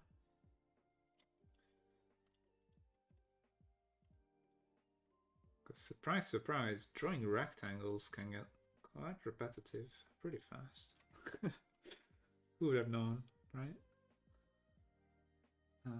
Now, these are nice because they're not rectangles. Am I saying that right? Rectangles, there we go. I don't know what a rectangle is. It's a rat-shaped object, I guess. All right. So,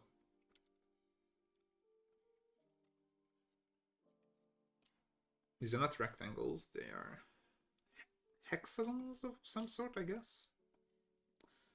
These would be considered hexagons, I think. These are rectangles. There we go. So yeah, much more interesting.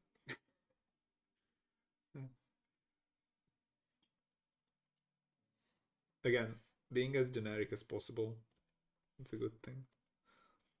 So I went with rectangles. Why can I not say that word? Jesus Christ. I know my accent is fucked, but I should be able to say rectangle. Good God. Alright. There we go. This is a very rambly stream, because obviously, you know, I don't think there's anyone in chat. Most people will see this after it's uploaded, because, yeah, I haven't really announced it too much beforehand. We'll see if anyone shows up, though. I'm basically talking to anyone who's looking at this, like, once it's in video format. Because the great thing with YouTube is it saves... Oh shit, I left this part out. Shoot. Sorry, just a moment. So the great thing with YouTube is that it saves your live stream on your platform, on your channel rather. So, you know, once and you're set. Basically turns it into a video, which is great. People can watch it after. Don't know who's interested in my rambling, but I'm sure there's some people who are.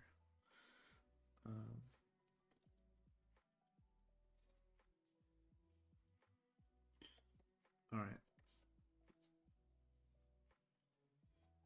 Also, if any of you guys want to talk to me and you can't be on when streams are on, because you know this is a pretty good time to catch up on things, like ask about future releases and plans and stuff. But if you can't reach me because you're like in different time zone, you know, you have things to do, whatever. One great way is to just look into Discord, because usually I'm just sitting in general voice chat. So if anyone wants to talk, you can just hop in and, you know, we can have a chat. Do it quite a bit, and it's really nice meeting you guys. Like, it's a bit more personal than, you know, in written word, obviously. You can hear the other person's voice. I had a lovely chat with OK, or OK, I hope I'm saying that right. OK, if you're watching this later, I'm sorry, man, if I butchered your name. A very cool South African gentleman. We had a lovely chat about GMing, and, you know, they actually turned like quite deep and philosophical. Like, what does a good GM need? And things like that. Like, you know, playing D&D with like different backgrounds and experiences, like how that might alter your gameplay and your world building, all that stuff. It was a great time. In the meantime, I was just, you know, over there I'm sharing my screen as well. So that's why I said, like, why wouldn't I record it on YouTube and like share it? It makes no sense. I should totally do that, because I just share my screen there as well while I draw stuff. I think I was drawing like a ton of trees at that time because I was making the album pack. So he just hopped on, we talked. I was like brain dead, just drawing trees, nothing complicated, obviously. So I could like really pay attention and we could have a nice chat. You know, it makes you guys more human. I hope no one can, you know, no one's gonna twist those words, but I would to elaborate, like, you know, I see numbers mostly, which I don't like. So if, you know, someone new comes on Patreon or you know, orders something, I see a name, but that's about it. Like, I don't see the person.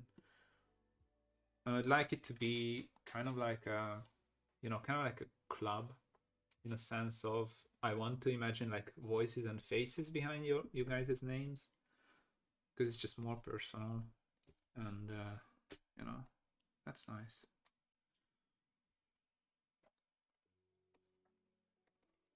All right, so this would be houses number 4, and this is the easy layer, just the borders, and then fill it in. So yeah, having some chats there is great.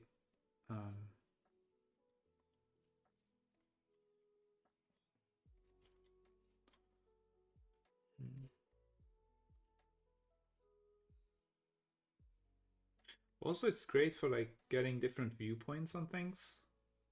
So, you know, obviously I have a vision for the packs and whatever, but you guys might have a different idea, or you guys might do things a bit differently. Could be even better than, in most cases, better than what I have imagined, right? Because more minds can have more thoughts, obviously. So, oh shit, I clicked on the wrong thing. Give me a moment. All right, I'm back. So yeah, like getting feedback on things is like, I find it super valuable, because, you know, like one of my most successful packs, the single asset pack, was suggested by you guys. Over on Discord and on Reddit, actually. Someone in one of my more successful posts mentioned I should do single assets like fields and stuff. I did it, and it's like one of my most welcomed pack, both on you know, both on Patreon and both on cartography assets in the shop. So That's fantastic. You know, that idea came from you guys, and obviously there was a need for it. That's why you voiced it, and you know, then I could make it. I was thinking about it before, but I didn't think there was like such a big need for it, because you know, obviously my vision with the packs is to save time. So I didn't imagine like, you know, many people wanting to place like individual assets. It takes time, right? So I didn't think that many people would like to do that when there's the tiles. But apparently there's many people with quite a bit of free time and they enjoy it, and it's like a pastime activity for them. They just sit down, you know, put on a podcast, whatever, just start placing houses. So I was like, you know, why not? Like, I have this style worked out. I just need to strip out the assets and save them, and you guys can have fun with them. So I did, and you know, it's like it was super welcomed. So yeah.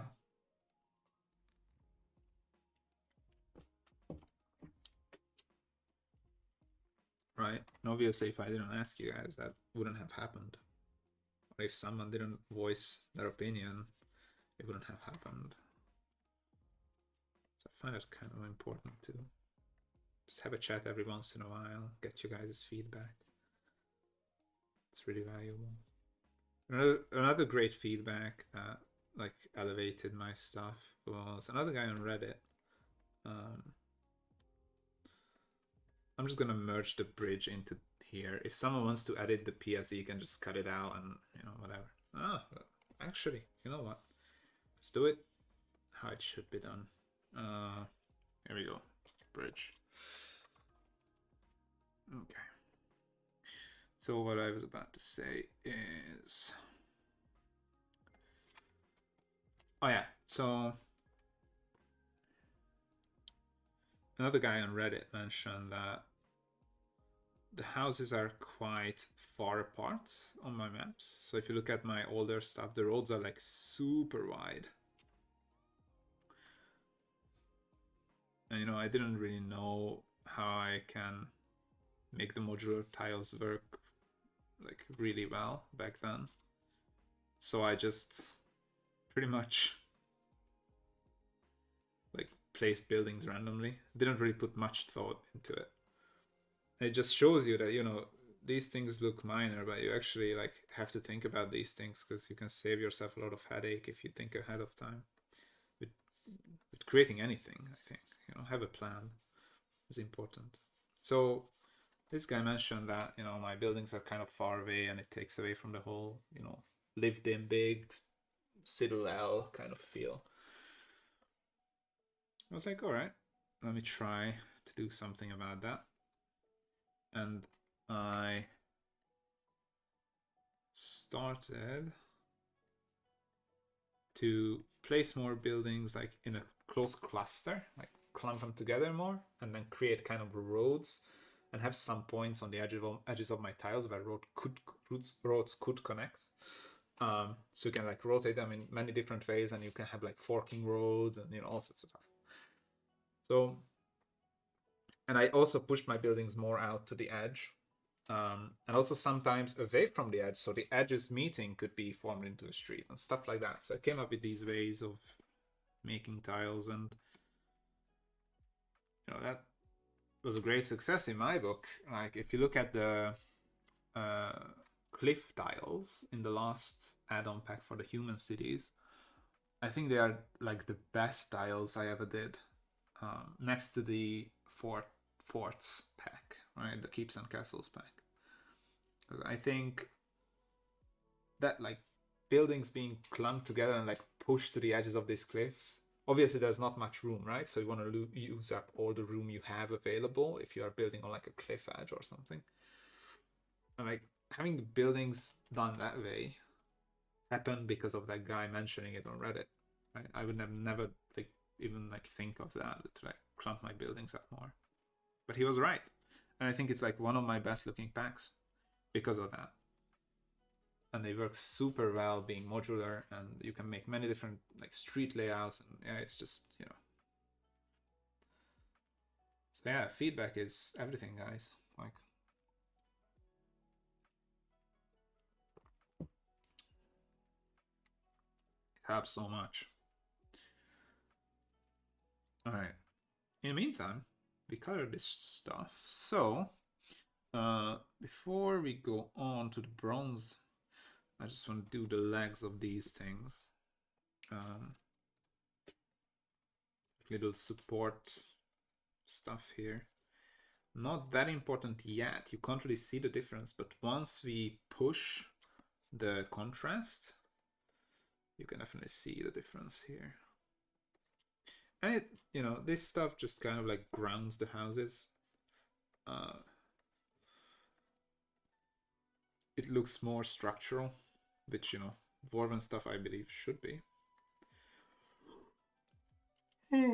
Oh, excuse me. Okay.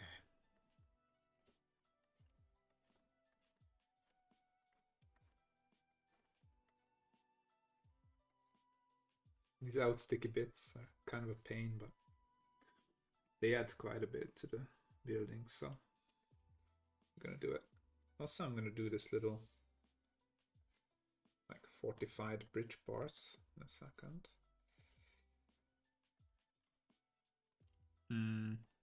Like, give it.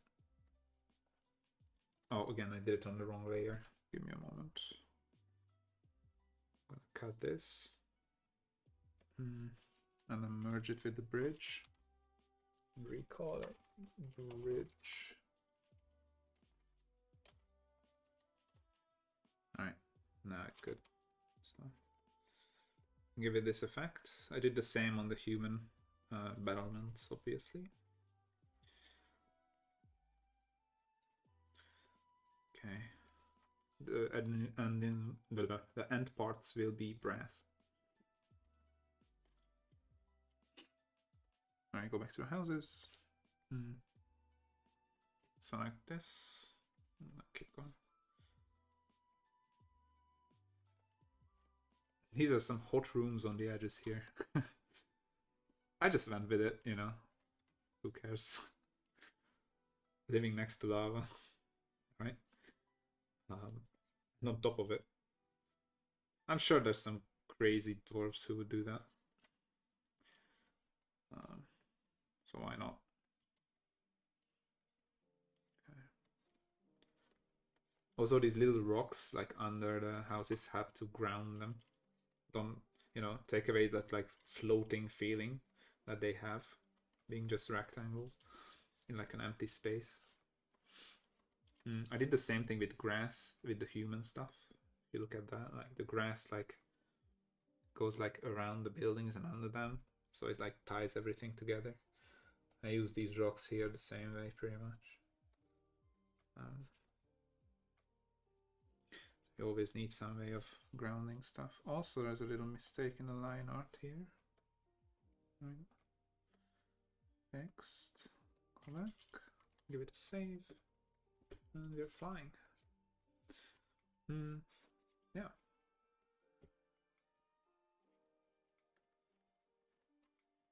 Again, I'm too bothered with like mistakes like this. You know, it's rocks, so who's to say that it wouldn't look like that?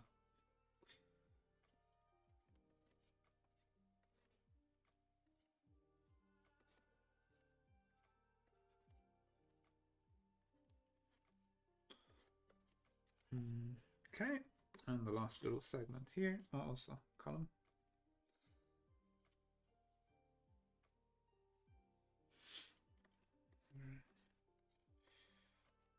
Now we can do our lava stuff that we practiced before. And once it's done, I want to load both maps into a separate project, and we'll see how they connect with the lighting effects, obviously. So if they don't connect well, then we need to like think about something to fix that. One way I could do it is I would get all of them in one file, run the light straight down through all of them, and then, you know, cut them individually and save them individually from there. It would be kind of a hassle because keeping Photoshop layers that way is, you know, difficult. So I would prefer not to do it that way. If you can get close enough, with this method we tried before, then it should be fine. Should be fine. Okay. I also give some more dark stuff to like bottom of stairs and things like that. So I know it looks like they're going up. So here, see, it like gives it volume. Here, color that. Some stuff left out here. Okay. All right, that's it. I'm not gonna mess with it more. All right, house is done. We need a bronze layer. So let's do just that. Grab our bronze color. And then go to town. No pun intended. Okay. I like to do some like bronze edge to the little benches. It looks nice. Some little extra, you know, to draw attention to them. I like these little benches. I'm quite happy with them. They look cute. They're quite big actually, because this is like the head of a dwarf. Pretty much this size. So it's a size 4 brush. And it's pretty much like that. It's like one dwarf. If we give him shoulders, that's one person, right? It's actually like quite a sizable little bench there. I'm also thinking about adding like people packs. That would be a scatter tool for Dungeon Draft or a brush for like, you know, Photoshop and stuff. What you could do with that is just go around and place people. Some of them would be like pulling carts, you know, having little baskets and stuff. Now, again, I don't know how much that's needed. But, you know, I thought of the single asset pack that it's not really needed. It turns out that you guys love it, so I don't know, right? If you guys would like to see that, then do let me know, because it would be kind of interesting to create. Because obviously I have limited pixel count, right? So making a person and make it seem like a person in top-down view would be quite a challenge, which I'm up for. So it would be a fun little exercise, I guess. Like, see how I can push this style with like the small things as people. The smallest things I'm making right now are crates, and they look like this. That's a crate. So, you know, yeah, it would be difficult, but I'm up for it if you guys want it. So see, with these parts there's like more bronze stuff as well, so definitely more rich area. You know, bronze or whatever, like metal.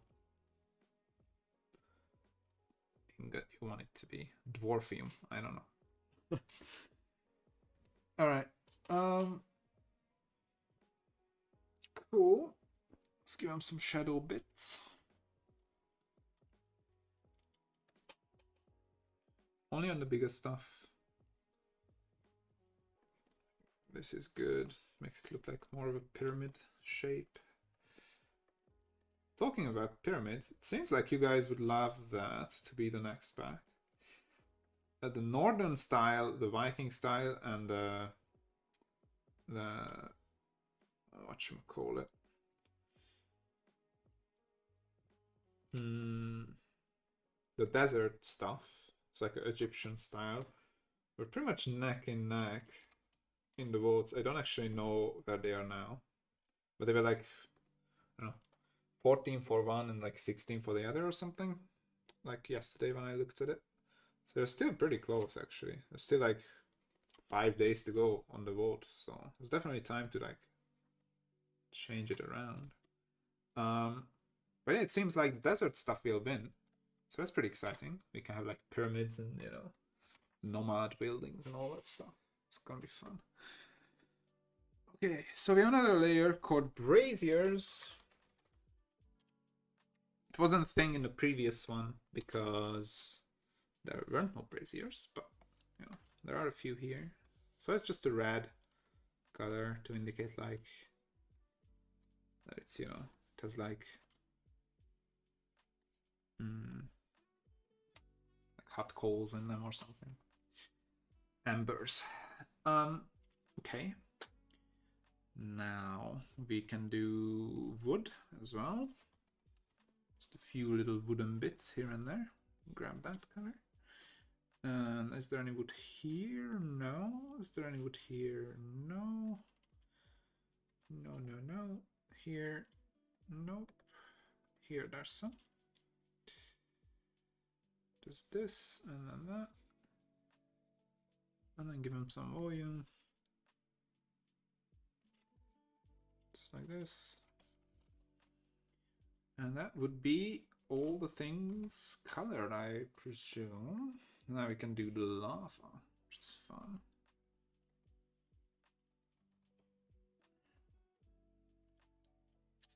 Okay. Shouldn't even name it to begin with because I'm gonna merge everything anyways. The one thing I want to try is, can I do a shifty little thing with this stuff? Will it work? Kinda, actually. That's pretty good. Okay, let's fill this in. We'll see how it does. It's not bad for us, actually. Because, you know, these will be yellow and different colors anyway. That's a pretty good base fill, I think. I feel like that's good. Let's fix the edges, especially here. Yeah, we can work with this. So I'm just looking through wherever there's like an edge meeting this like thick line. See, there's like a few pixels missing there. So I'm just gonna filling that in. If I went over one more pixel with the fill, it might go over at some spots. So, you know, at this scale with this kind of a pixely look, I don't really think you can do a nice fill with these tools. But we'll see. This is not too bad. Like a bit of a touch-up is fine. Like see here, it's like what I could do is like fiddle with the selection itself instead of the filling, and make the selection more like bite into the line art, and that way set the fill overfill to like 0 pixels, and that could work, I guess, but I just can't be asked, to be honest. This is fine. All right. So let's make a new one. Let's put in the yellow stuff. So we're gonna grab a smaller brush, like a size 6, I think we were using. Yes. Go around these things.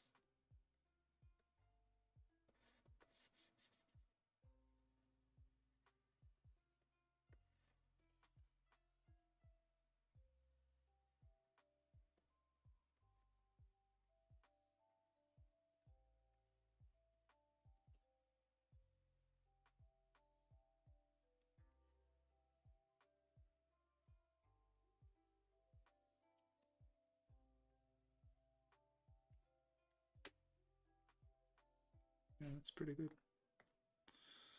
All right, it should work nicely. Also, I need to do the edges. Let's not forget about it.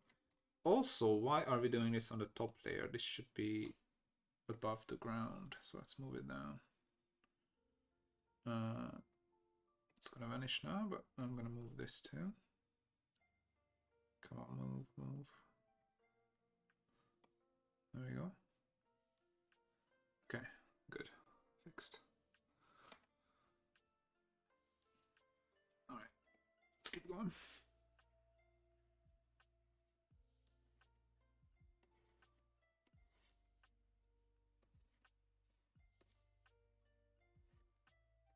Just connect these things to form like little islands like this. Islands of molten rock. Nice. Could be like a philosophical metal band, I guess.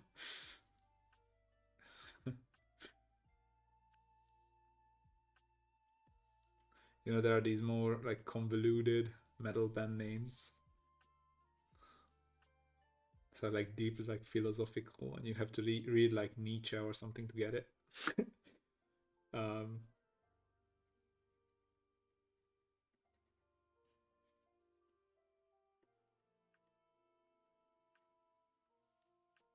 like they sound like pretty much like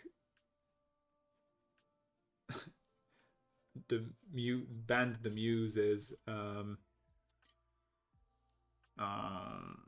like song titles, right? They have some sciencey, philosophical like song titles.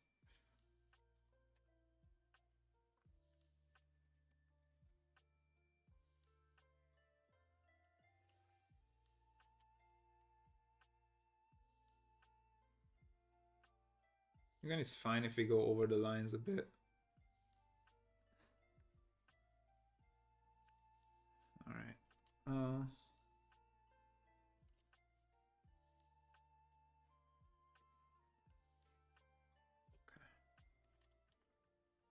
Also, I need to learn to like close my mouth because every time I'm drawing and I'm like concentrating, it's like I noticed it on streams.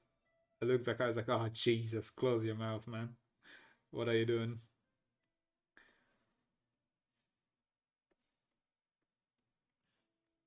I do that when I'm playing music too. It's just apparently when I concentrate, I like open my mouth.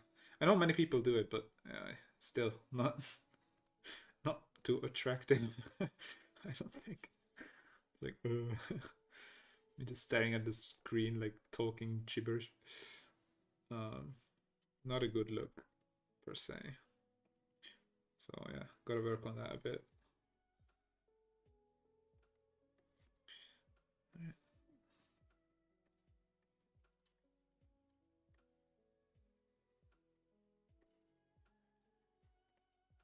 This part takes a while, but it's worth it. I feel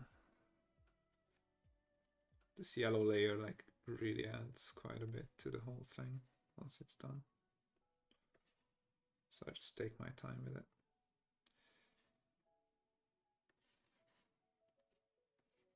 It's another big thing I learned throughout the months of doing this, like what things are like worth investing more attention to. I'm kind of a maximalist and I like to like do things like pixel perfect, you know, try to make the best of things as much as I can. Which I mean is good, but it can be a detriment when, you know, you won't notice a part being a certain way anyways, and I'm just like slaving over it for hours trying to make it perfect and no one will see it. That's like, you know, kind of wasted time, I guess, in a way. It's like learning like what's important and what to pour more time into. It's like actually kind of important. Um, so yeah, it's another big thing I learned and practicing since then. There we are.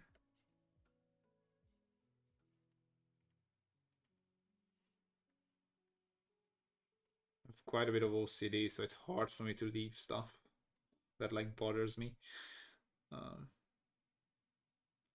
but you know, gotta push through.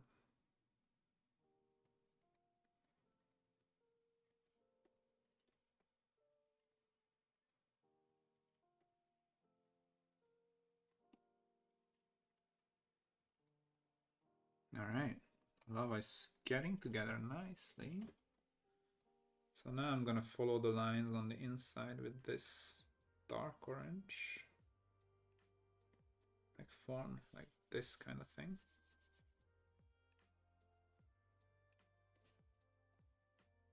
All right. Actually, I did it badly here. There we go.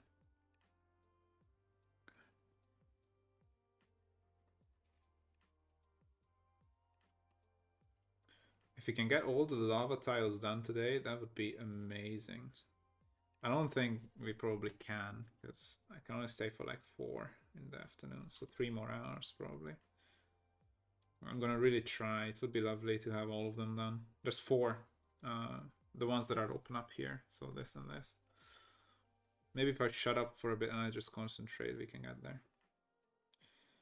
So after this, I'm gonna try that. Just draw.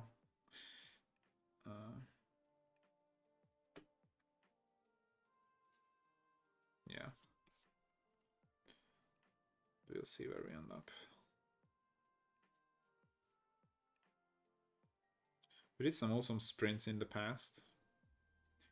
There's been a couple of times where I really pushed myself and we did like, I don't know, like 6 tiles in one stream. That was great. Like 8 hours, we did like 6 tiles completed with colors and line art. Those are rare though. You need to like push your speed and yeah, it's not always ideal.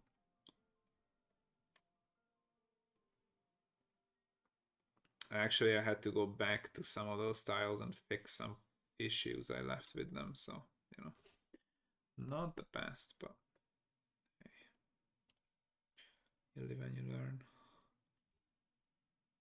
So that was a bit of an issue here with the gray going over, you see here. It's kind of annoying, so I'm just gonna tap that away slowly. Go back to our lava.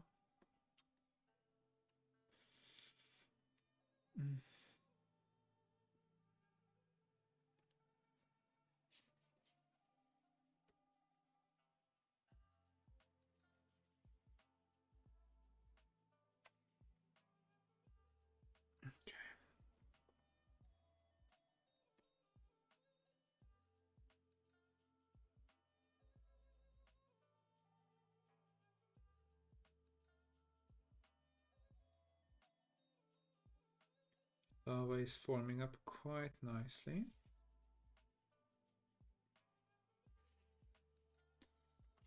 I really like how it looks, like the whole thing. I think we did a pretty good job.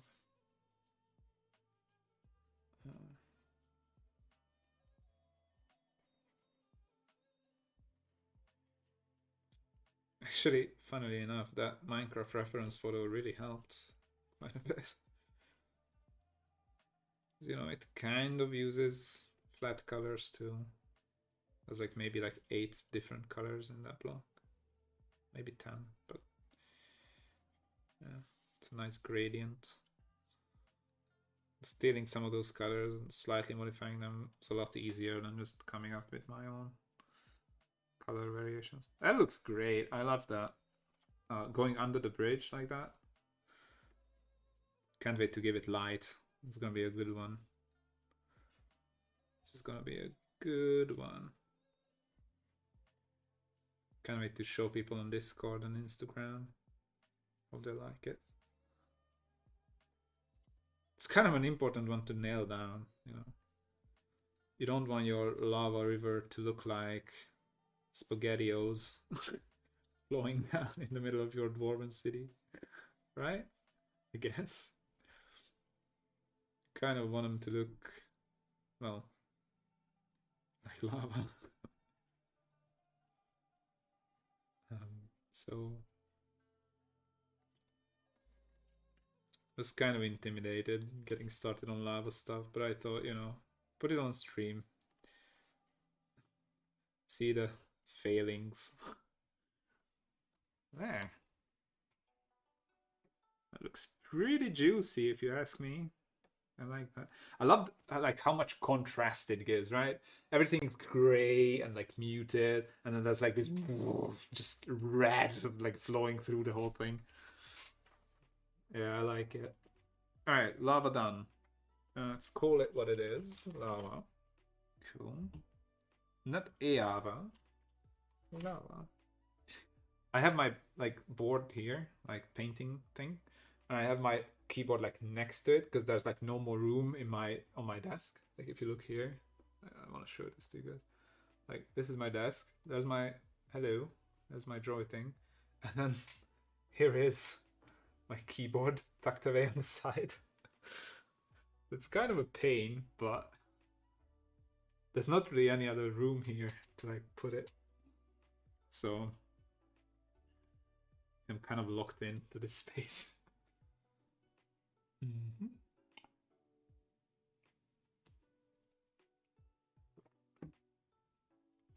All right, let's do our thing. So save this, new layer, darkness. Make it pin light, don't forget. Okay. And now we can fill the layer. Yes. Of how it makes the lava like green. Takes away the light completely. Can go with 30%, nailed it. Lovely. So that's our darkness layer. And now we want another one. And call that light. Come on, I can't write for the life of me. Light. Okay. And now we want to add our brazier stuff and things of that nature. And we also shouldn't forget to make this layer, what you call it? Color dodge. There it is. So just literally that. Just click on the things. Boop, boop, boop. And what we did with the lava river, of course, we have to remember, is open this actually. I want to check it again to make sure. So did I add any color to this? I just added the orange, right, on top, and then I erased back everything else. Yes. Yeah, that's how it made like super yellow like that. I love how that looks, man. It's so glowy. I can almost touch it. That's good. All right. You shouldn't, but you know what I mean. Yeah. So we use the orange. Yes. I want to save it. Thank you. Save this though. So we grab the orange, and then we just filled in this stuff here. All of this. And then we erased back everything around it. You could leave some glow, but I prefer to do it with the other tool. I don't want it to be super shiny, because that doesn't really make much sense either. So let's just fill this in. All right. And now again, what we can do. Ooh, look at the bridge, it's like melting. Well, we might do something with that. That looks interesting. All right, so select all of this stuff and this stuff. That's gonna be hard to select all of that. Let's just wait. Actually, we select this. Let's select from the ground layer. That could be easy. It's like, oh, that's not good. It's the same color. Man.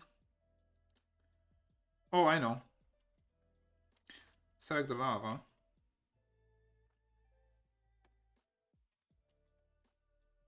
All the lava, and then select inverse. So it selects everything that is on the lava. And now we go back to our color dodge layer.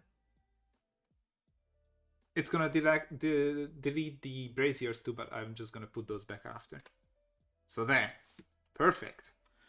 Well, not that perfect, but I can fix that easily. I need to fiddle with my selection settings, but that's all right. I'll do that later off stream. Not gonna bore you guys with that technical stuff. Technical stuff. I mean, Googling, getting advice from smarter people than me with more experience. Okay, so let's delete all of this stuff. I kind of like the glowy effect here. We might come back to that and like play with that a little bit.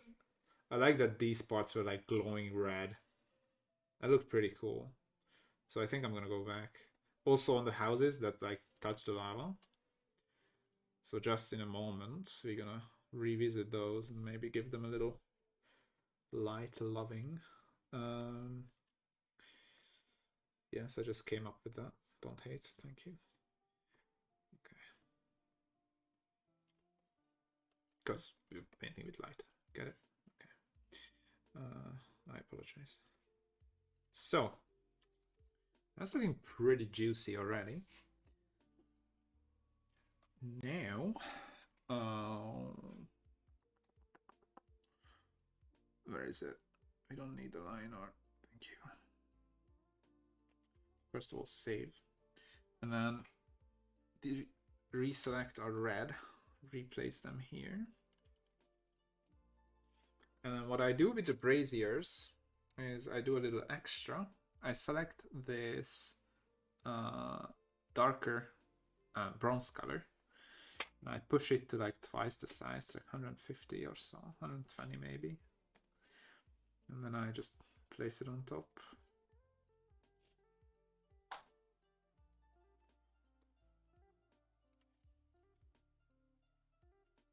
And it just makes the things shine. See? So this is the base light color that we add as a little extra to the braziers. So now we can erase back stuff from like the edges here.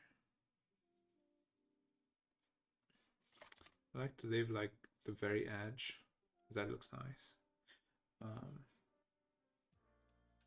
Erase all else though, here as well. Shouldn't have any. Leave the edge.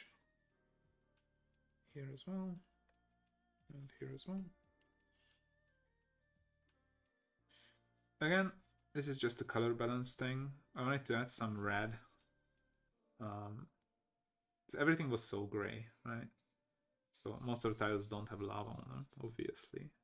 So I still wanted to give them some color. That's how what the bronze came in. And see how we can leave that on the bench even there. That would look cool. So that's pretty nice. So it gives some warmth to some of the places, right? And again, we're gonna knock this back. You'll see in a moment. I'm gonna reduce the opacity of the layer. And then we're gonna regain some of its effects once I... And if you can hear that, that's a little cat. I think it's hungry. I don't know why, because it got so much food already. No, I'm sorry. No more food. All right. Just chill out. Yes. All right. Okay.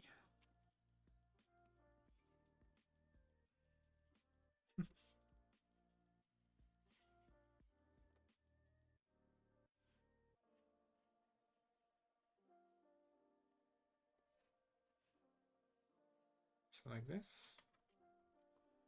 And here.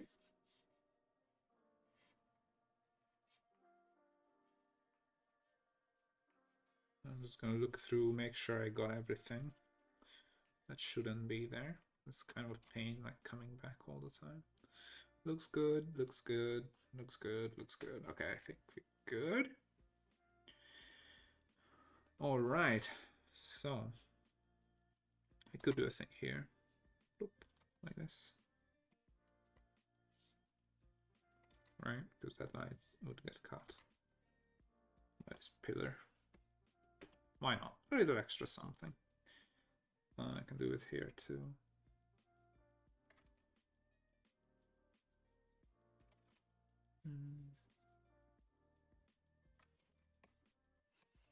Obviously the lava will fill that in, but it's still gonna show through and it will give a nice little effect here as well. So like that. Right? Love drawing in these lines. They give a really cool effect to these things. Little fix here. There we go. Now it's good. Same here. Actually, this looks pretty good as it is.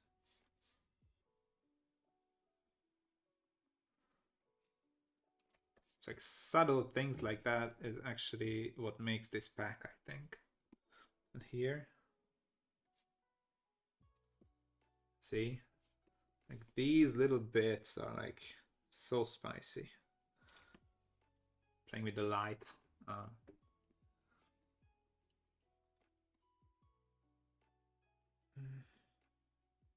So what I'm doing is just drawing a straight line from the light source roughly, and then pulling a line.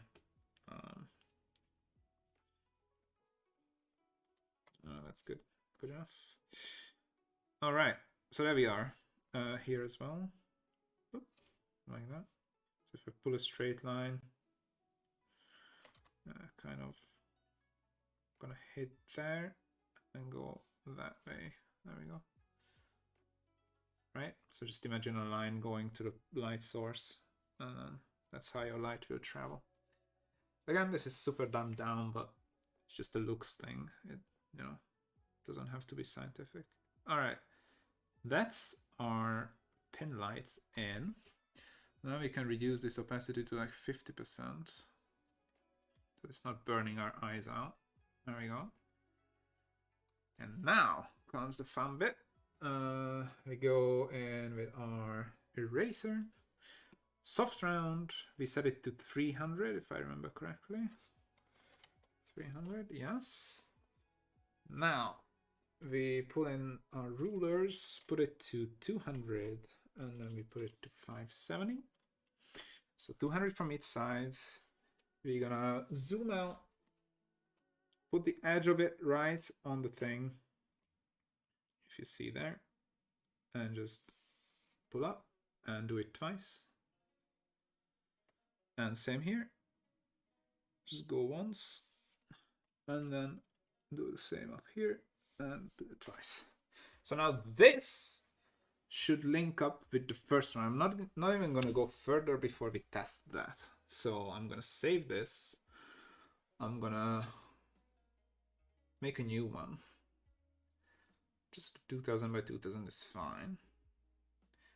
Now I'm going to just pull in here both of these files. So one of them is where are we?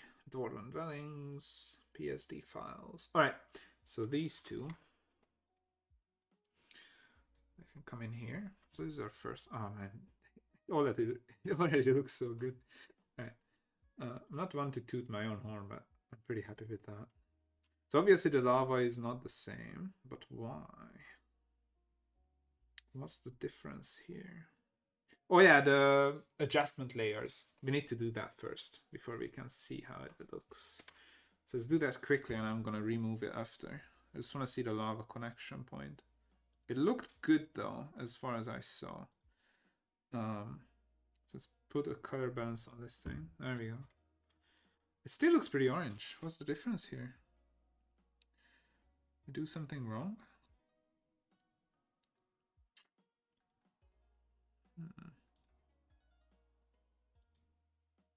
Color dodge at 50%. Color dodge at 30%. Wait a moment. Let me open up the endpoint again. Let's see what's different here.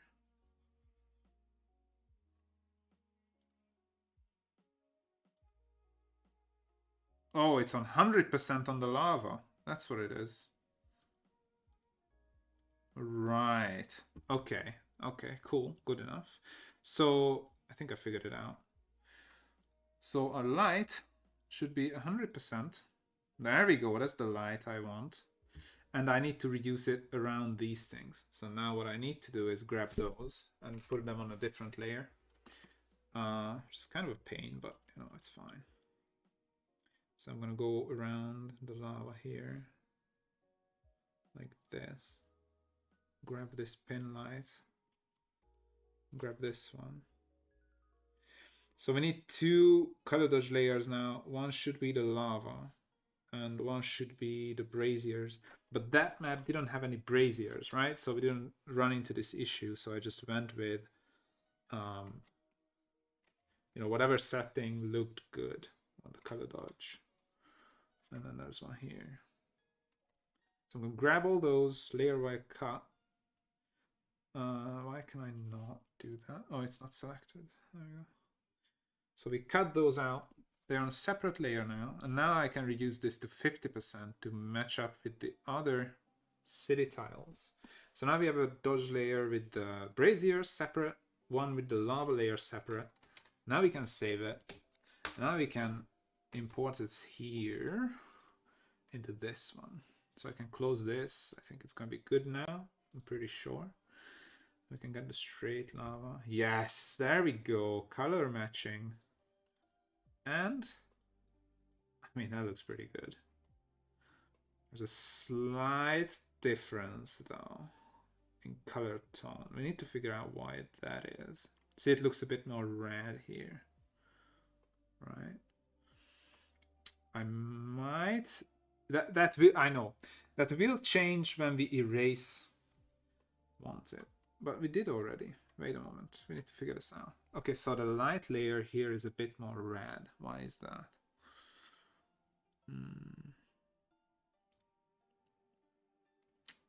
It's color dodge on 100%. Let me open up that file again. Let's put it next to it so you can see. See how this like light here is more like yellow, right? And here it's more red. I'm pretty much trying to figure out why that is. Is something different with the darkness. So this is 30% pin light. Here this is, oh, this should have been called ground. This should be called colors. Save that. Pin light 30%, so that's the same. The blue color we used is the same. Yes, it has to be.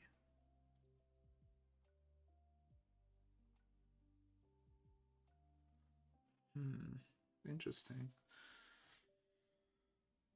Actually not sure about this. Because you know, it should be the ground layer, whatever it is. That's the color that we bring forward, right? So that shift I'm not sure about. You can see it here. See, it's like more red and there's more yellow there. Otherwise, the light's edge matches up pretty good. There's some slight issue with the pixels there, but it's an easy fix. But otherwise, if you look at like how far the light reaches, it's a pretty good match. Like you won't be able to see that at all if you zoom out.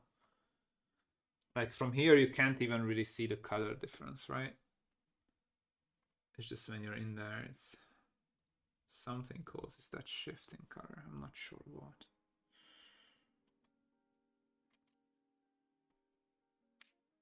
Everywhere else it's good. So it's not the color itself, it's the effect for some reason. That's really strange.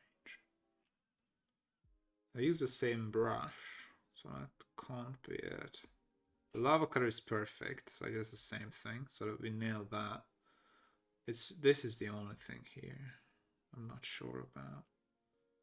Oh, I know. We have a color dodge layer above it now. So we have this layer on top. I shouldn't change the color of it though. Should it? I don't think so.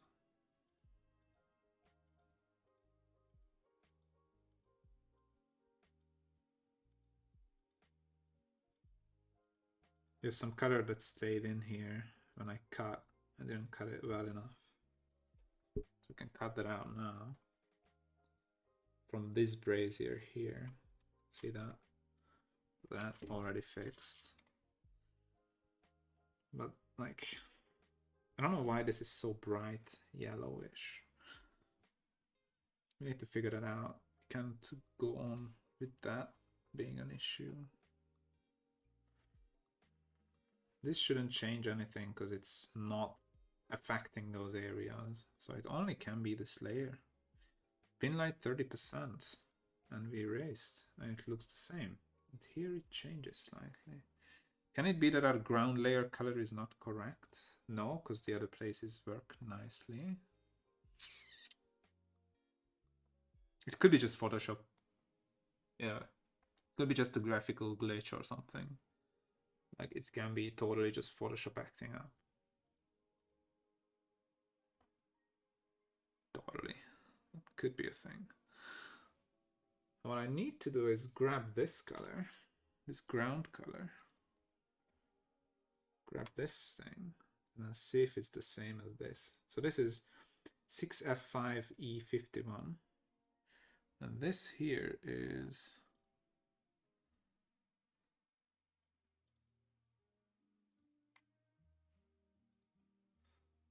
oh, see? That's different. Why is this color layer different? Okay, we found something. We did an oopsie with the ground layer somehow. How is that a thing though?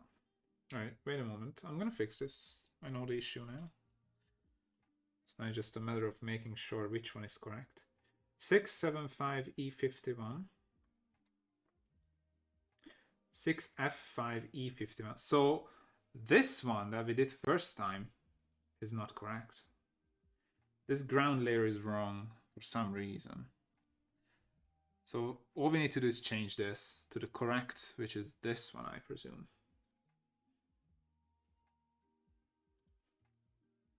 What the hell is going on here?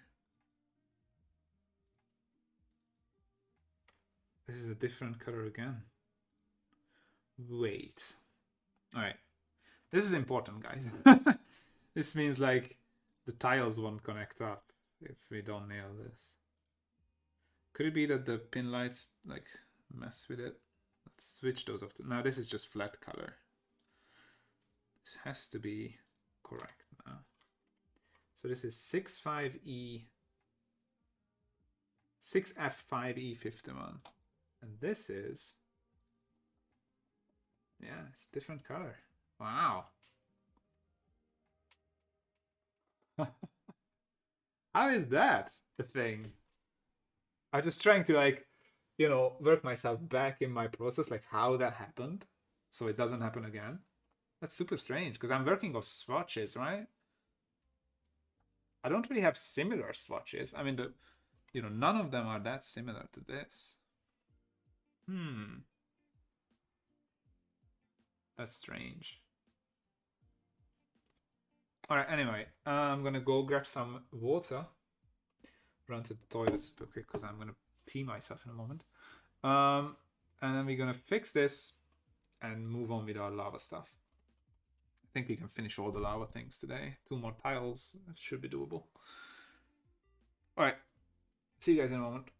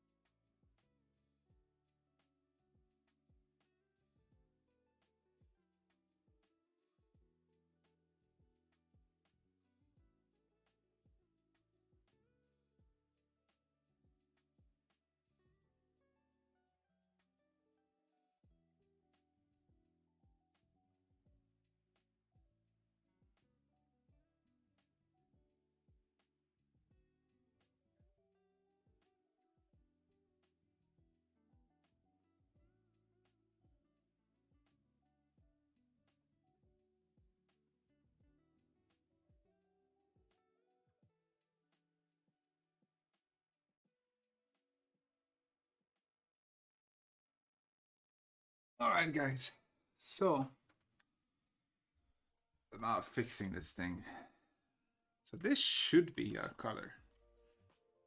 So we can fill this, first of all. It's so subtle, the difference. Wait, what? Something's going on here. Oh, I know, because these fucking things are on. Oh, Jesus fucking Christ. Alright, now it should be the same. Come on. Yes, okay. 6, 8, 60, 55. That's our color. That's what's in the swatch. That's correct. So we can re-enable all this stuff and save this. Okay, first of all. Second of all, need to see what's what here with these. So, first up, let's get this thing. Disable these fucking things. Okay, disable the light. That doesn't affect it, so that's fine. Disable the darkness. Okay. Grab the ground color and see if it's the same as the swatch. 6, 8, 60, 55. It's good. So this is good. Okay. So we can re-enable everything. Let's keep those switched off for now because we're not finished. Okay. Now here, switch these off again. Check the ground color. 6, 8, 60, 55. It's good as well. Now, isn't that strange?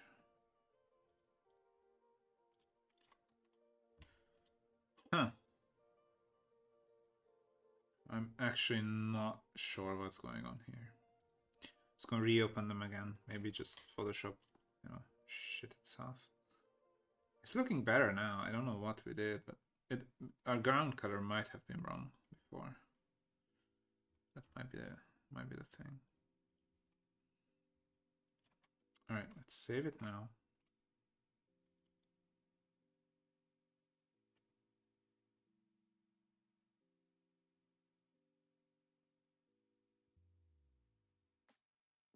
I'm gonna do an export actually. Let's do it that way. Let's see that. So let's export this. And export this. Oh, that's the wrong fucking folder. God damn it. Cut it from here. Put it on my desktop for now. Get rid of this. Okay, now make a new one. Sorry guys, but I have to get to the end of this because if this ain't working, then we are kind of messed up here with our methods. Where's the desktop? There we go. Okay, grab these things. Let's give it like a 30%.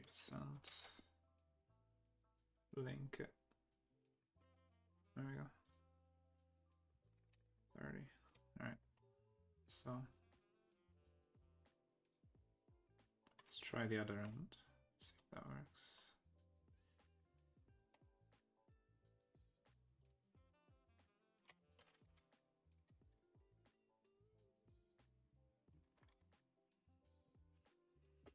Did we only do it one time on this one?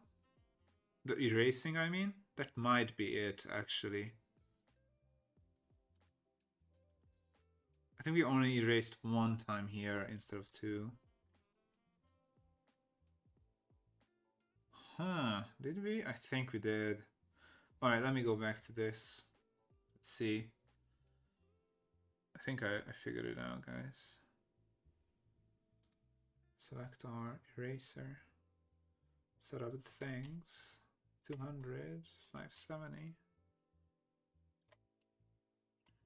And now just drag.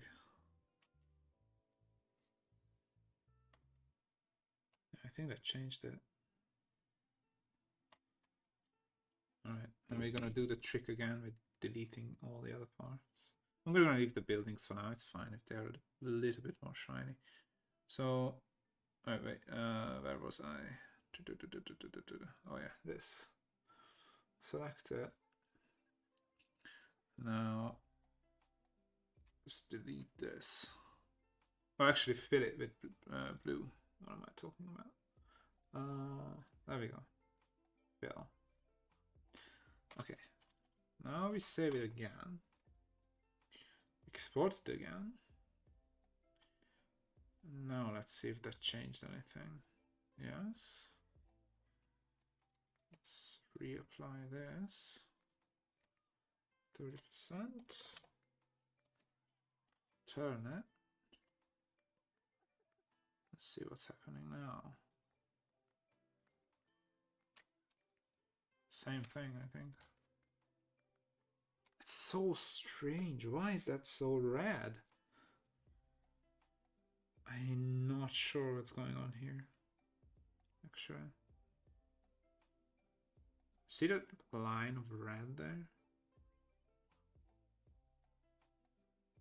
It must be some overlay that I'm like overlooking here.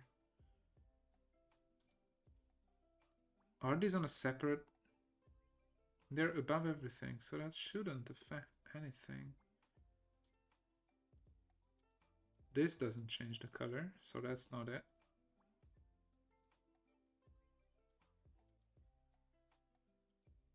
This doesn't change the color, so that's not it.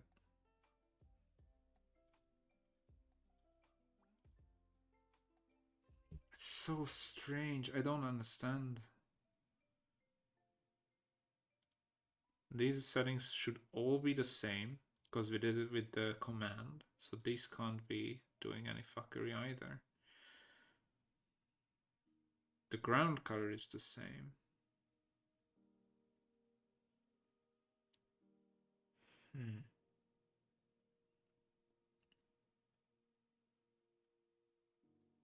This quickly turned into a problem-solving stream.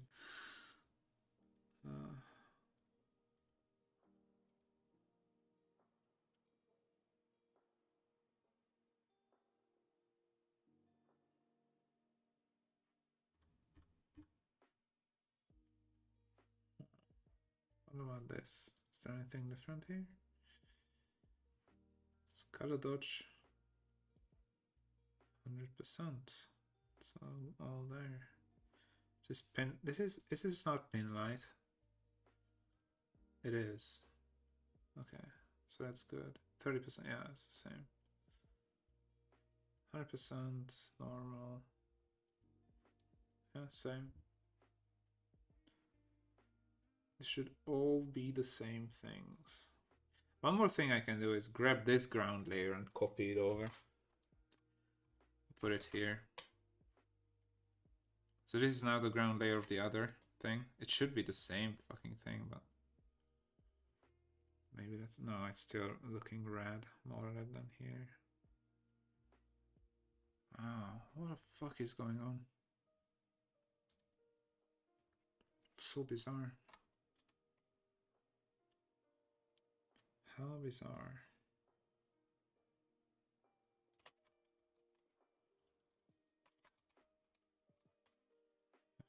That's correct. Is there a problem with this thing? No.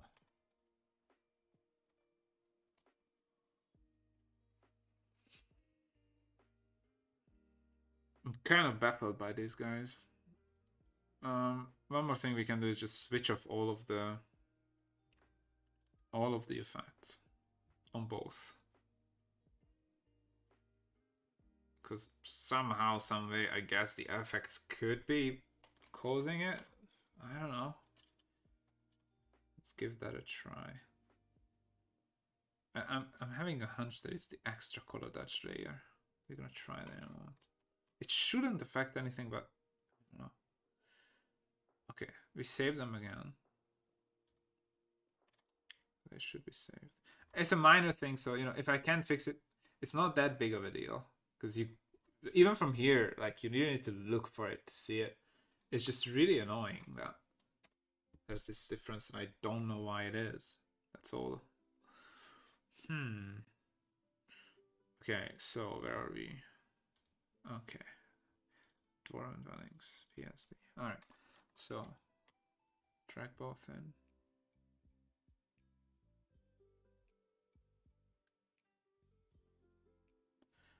Wait, one of the files is like much bigger than the other. Oh, because most of it is the same color, that's why. Because of the mountain. Okay. I thought for a second I figured something out, but no. Okay. Maybe it was in like different color mode, but I don't think so. It is the effects. See, it's perfect now. There's something there, but that's okay. I don't mind that. So wait. Then it is the overlays. But how the fuck does that change things? It's like... Oh man, this is so strange. It should be the same. Wow. What the hell is going on?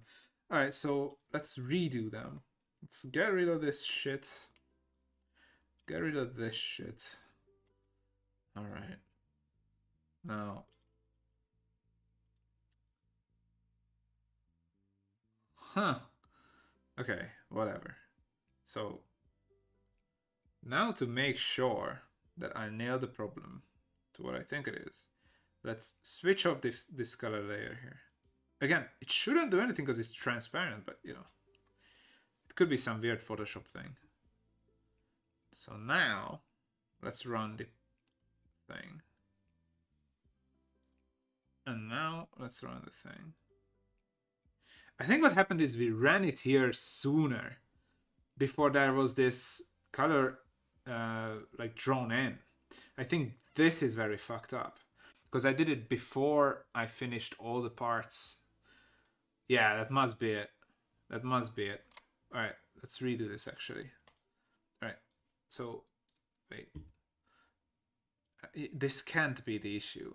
If it's not like a Photoshop like software thing, it can't be. But just to make sure, let's do it this way. Okay. There we go. And then here. There we go. Now save this. Save this. Now do it. It should be the same now. I think we saved it before here, so it applied the colors differently. The yellow shift especially. I think that's what fucked it. Again, it shouldn't, but I think Photoshop is strange in that way. It looks better. It looks more red. I think I nailed it. Oh, thank God. Man, that was frustrating. Oh, okay. Be good. I need to reduce my mic volume a little bit. Sorry for clipping you guys there. Okay. All right. Nice. Jesus fucking Christ. It was getting very dull. Like, I wasn't sure what the issue is. So basically, what I figured out is, and also I think with the lava glow, I'm gonna leave it on top of the buildings. I don't think I'm gonna remove it from there. It looks cool that these buildings are brighter, closer to the thing. I think I'm gonna just leave that in. I like it. So, all right. Yeah, you can't see that shit, so I'm not gonna worry about that, because that's just minor little tiny thing. We weren't accurate with our, you know, drawing here. But that's all. Alright. I can fix it, but oh, fuck it, let's do it. See the maximalism? It's kind of annoying actually, I think. So let's fix it. So let's remove these because we'll need to reapply them when we are completely finished with the thing. So, alright, here we are. We need to repaint this shit.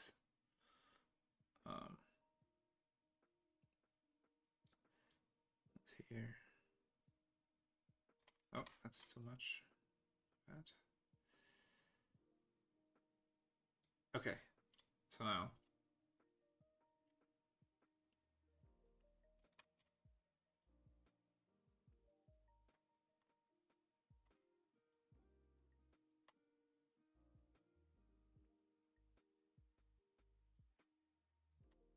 Do it twice. Okay, now again, we select the mountain. And now we did fill it back in. it should be the same now. So now we can do the effects. Now we can save it. And now we put it in here. Delete this. Put in the new one. And I think we are golden. Better. Oh, I know why. I don't pull it through. So it must be the same. Yeah, see how it curves? It has a curve to the end. So what I need to do is I need to start it from further away so it doesn't get this curve. Okay.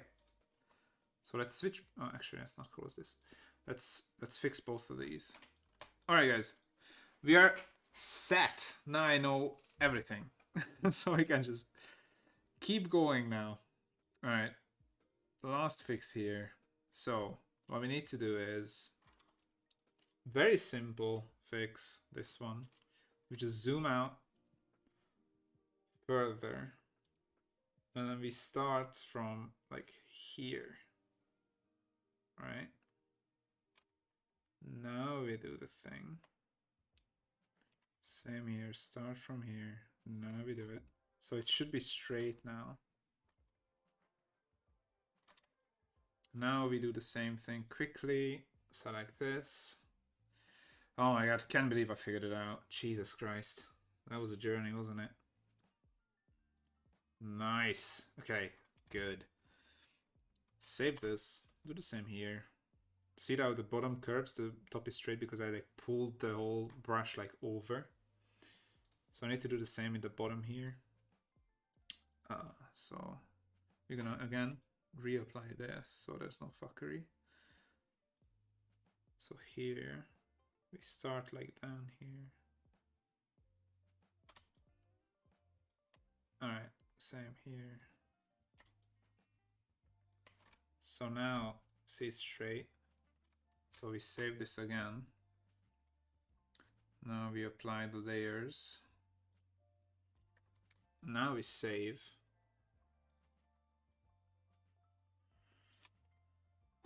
Okay. Apply the layers. Save. Get rid of both. It should be seamless.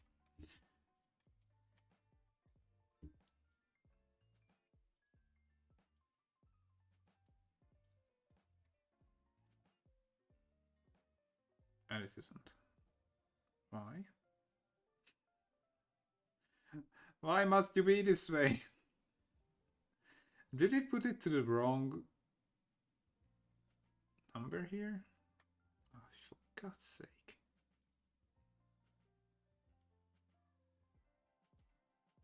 So this is at 570, which is correct. This is at 200. So this is at 570. This is at 200. Now I'm just like, I don't know anymore.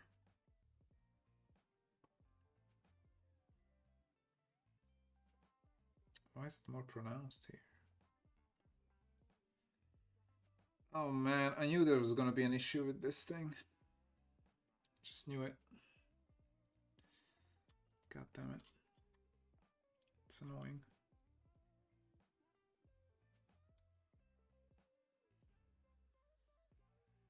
It's good on the left side though.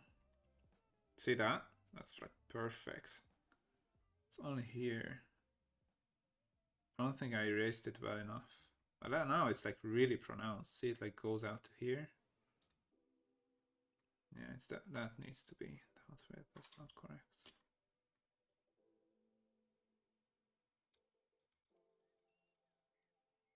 Okay.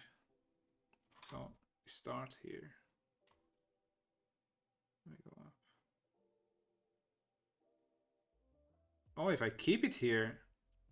Ah, it pushes it out. Gotcha. I just do a quick pull. Oop. Like that. That's all it needs. Oh, and the second one. Yes, it is.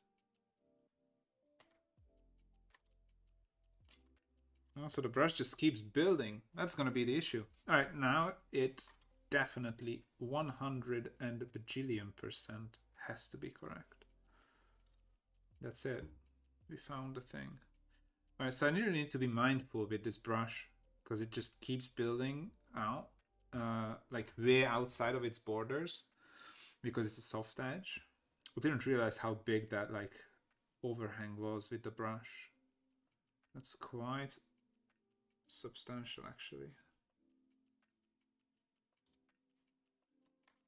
Alright, so this time. This is the last try, guys. If I can nail it this time, I'm just gonna move on and fix it off stream. I don't want to bore you guys. It's too much. It's kind of interesting though, just so you guys see like the hurdles we have to cross sometimes. These things. This is polish, right? You go look at that. You can't even see. You can't see the line. It's perfectly the same. Whoa, that's good. That's what I wanted. That's all I ever wanted. So this is the polish that you just have to put in the time. See, same issue here. So I know that the bottom left of this one is not correct either. So here it goes over. So again, I have to knock this back and pull it again. Right, so select this again. I left it there too much. I'll just do one pull, two. So now it should be good.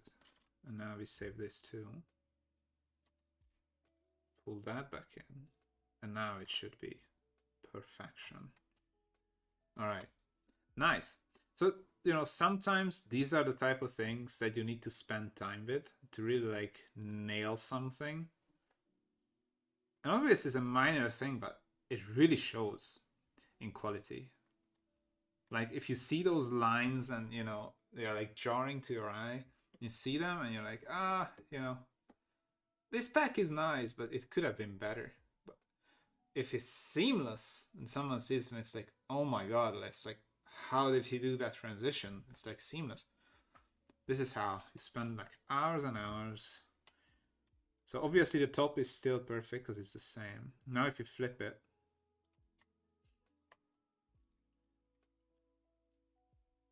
it's still a bit there, but it's not too bad.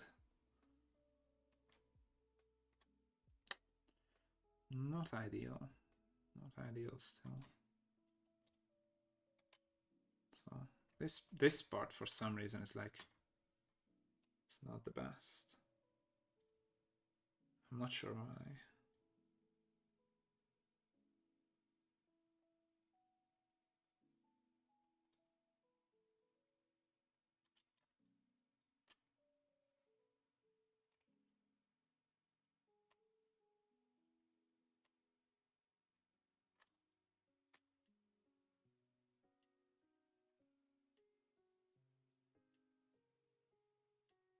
Looks better, actually. Okay. Alright, guys. I think you get the point. We're gonna move on from here, I think. I'm gonna do this some more off stream. There we go, better. I can live with that. That's fine. You're gonna have sliding discrepancies like this. It's like inevitable, but you can see how nice a perfect transition can be. So it's definitely worth like slaving over this a bit. Just so your end result is like that much. You can definitely see that line, right? So, you know, things like this, you have to just sit over and mess with. But we're gonna keep it for now. I'm gonna come back to this, make a mental note that, you know, this part needs to be a little bit adjusted. And then that's gonna be that. So, okay, lovely. All right. So I need to do the light from these things now. So let's get to that. Sorry for the little detour, guys, but I wanted to deal with this issue quickly. So this thing needs to be smaller now. And what I do, you'll see now, how I do the braziers. Though the effect won't be as noticeable here because the lava obviously already lights everything. Is I pretty much put it like somewhere around the brazier, like here. I just do a circle like this. So that's gonna be the light of the brazier. And then according to like what obstructions the light has, I'm gonna erase some parts. So here as well. I need to be careful not to mess up the edge here too much. So I cheated it a bit. So I'm just erasing all these parts where the brazier can shine through, like this. And now I'm going to select my brush, hard edge. I'm going to fix these up. So the column can't be lit, none of them. So first of all, let's get rid of the light there. There we go. And one more here. And then we can do this little light effect. So the lava light only reaches to here. So we can deal with this now, reaching here. Add a nice little shadow. So this is the fun part of this pack that I really love. Like adding this kind of stuff. Like how good does that look? I really like it. It adds all that little extra something.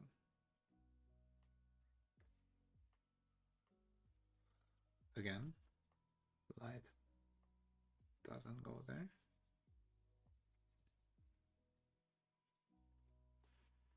Same here. This will be dark. Now I need to do some sort of a gradient here. I will deal with it in a moment. But for now, I'm just going to delete all of this stuff. And again, need to be careful here to the edge. So it's, you know, it can connect to other tiles and you won't see that line that the light causes. So to fix this, let's just back it back on lightly. Like that. So I just create a little gradient, obviously. And now, you know, what we did with all the other stuff, the very high houses won't get light here, so I'm gonna push these back. I like that these close ones get some like exposure though, so we're gonna keep those, I think, lit like this. These ones will get covered, so I'm gonna get rid of these. Again, this brazier light won't reach here, so we can fill this in. And again, just fix that a little bit, make a smaller eraser here, like that. There we go. And keep going. Just paint these lights in. So shadow is not really happening here. Maybe we can do one like this on the edge, right? So very subtle one, but still something. Yeah, this is all shadow. Yeah, up here, all of this. Okay, I'm gonna leave the edge here. I'm gonna do a little something like that. You can do the same here actually, see how that looks. So like fill this up and then give it a gradient. That's not bad. Yeah, do the same here actually. So make this into shadow and then knock it back. Looks pretty good. It's a nice little gradient on the houses. Makes it more interesting. Right. I'm not really trying to mimic light. I'm just trying to make it look interesting. So let's block all of these back and then reapply. This is meant to be the light from the lava, obviously. So yeah, see that? It's like making it glowy. It's nice. I might revisit the other lava thing we did and do the same thing. I think it works quite nicely. Now here, be careful of the edge again. Don't overdo that part. You can indicate that this part is higher up by pushing the light next to it a bit more. Something like that. See? Okay. We can block that in, so it's in shadow. This is good here. I checked already that the edge is nice and separate from the light, so that's set. We need to remove this like red coloring there, and that's on this layer, so we need to remove that. Remove it, I said. There we go. Because that red is reaching over from there, so it just causes a little weirdness. I love this gradient though. You're gonna do it on all of them. I love it. So I'm gonna do it here as well. Make this all dark. Make the backside dark. Like this. This is so much fun, like, you know, drawing this kind of light effects. It can add so much.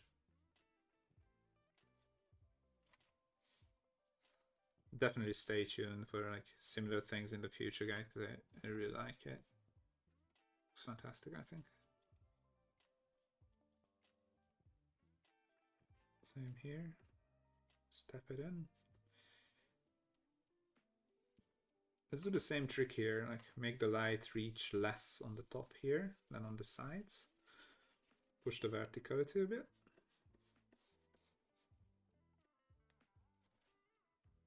And also not making it a completely straight line gives the structure some give.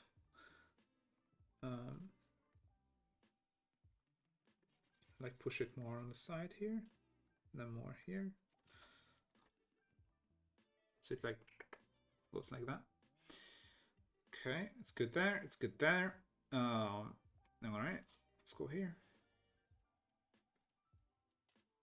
So again, the bottom, it almost like makes the whole thing glow. Same here. And then, you know, on the top, we do less. What am I doing? I said less. Oh, here.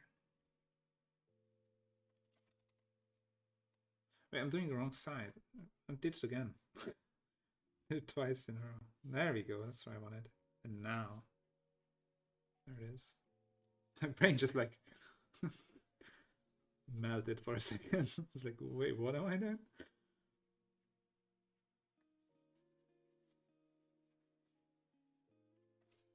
All right.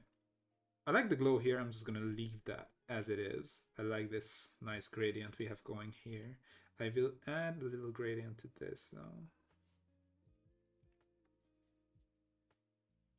Like this.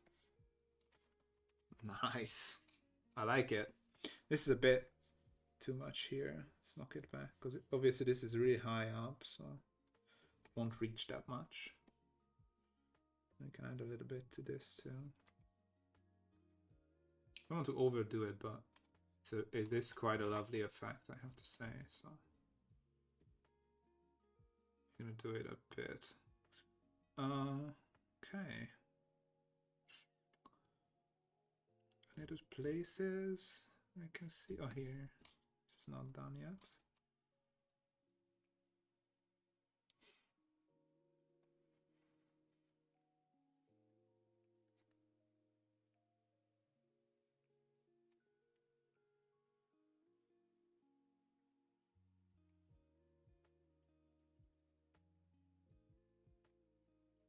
Some slight gradients here and there. And this can be almost completely dark. Just gonna give a little bit of light to its edge here, like that. Knock this back. Okay. And here, what we can do is cut the light here. this. See? This can be all dark.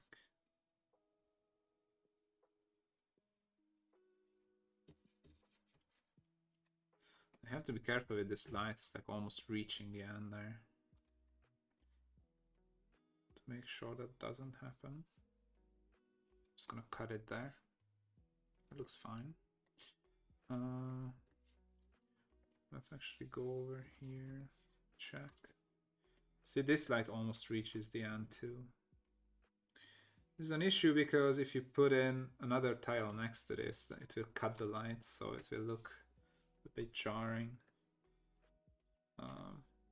Obviously these need to be where they are, because we worked hard on them. That's fixed already, so it shouldn't be an issue. See? Cut it here again, like away from the edge. Those are good.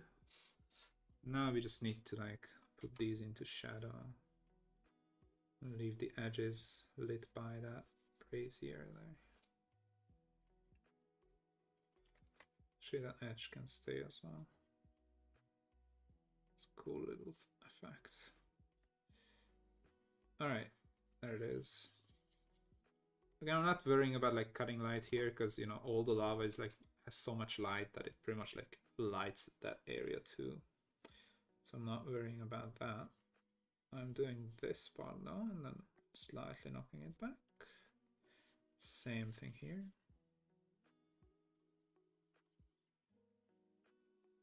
Okay, we need to do some erasing here because that paints the roof red. I don't like that.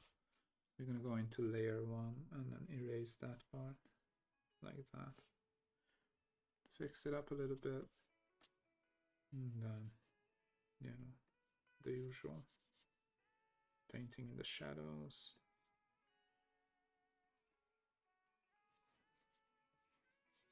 Only leaving the very edge lit. But we can add... I'm just gonna leave the light here. I'm gonna put in some windows so it's like blended in.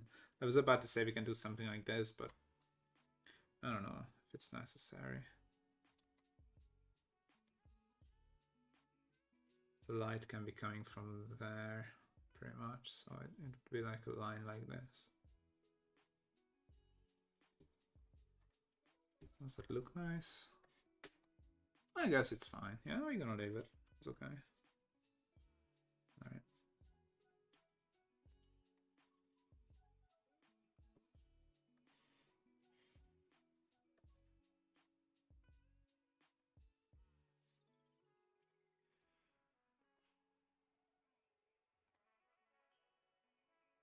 Alright, okay. Any other cool lighting cuts we can do? I don't think so. Maybe like here. Like that. Could be cool.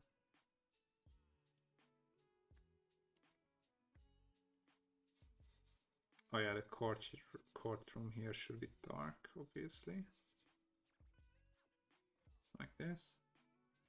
And we could do the same cut here on this side, and then here. So like that.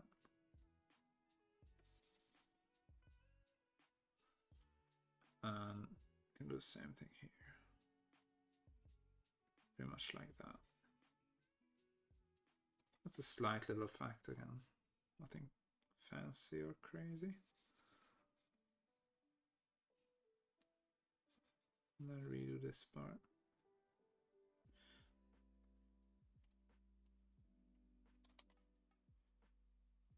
Alright, I think we're there. I'm gonna push it more. Okay guys, so it's another one done. What do you think? I think it's pretty good. We can add another fun little cut here. This thing. Cutting the light there. It's a good one. See how this effect stayed? Like you can still see it. This is why I did it. Here too. See? Man, I love the lava stuff. I think it's like one of my best styles so far, if I have to be honest. And I have to be honest. I think it's one of the best looking things I did as of yet. It can be both good or bad.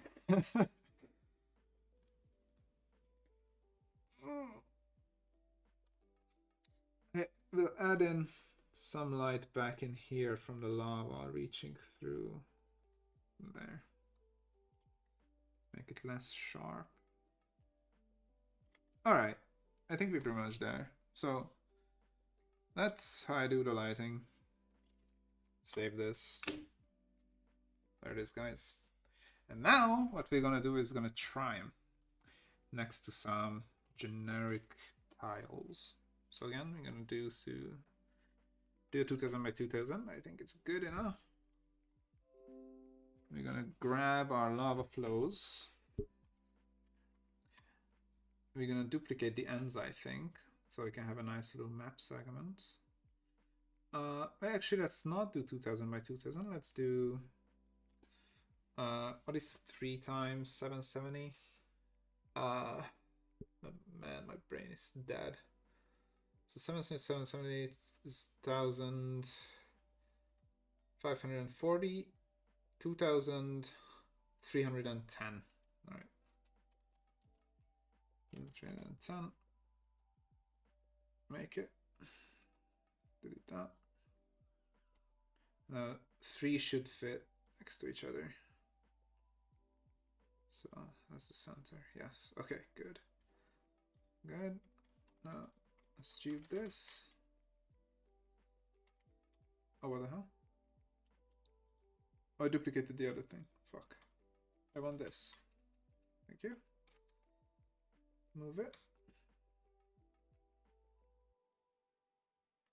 So you can have like small cracks like this as well of lava, which is pretty fun. So you can duplicate the edges and then just have a bridge in the middle. All right. So you can make stuff like this. I think this will go straight to Instagram probably. Alright, so what we can do is grab all the other colored stuff.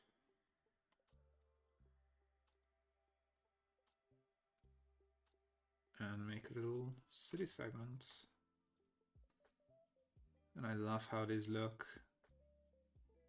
I love how these look.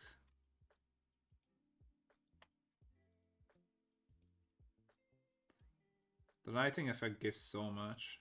It's crazy.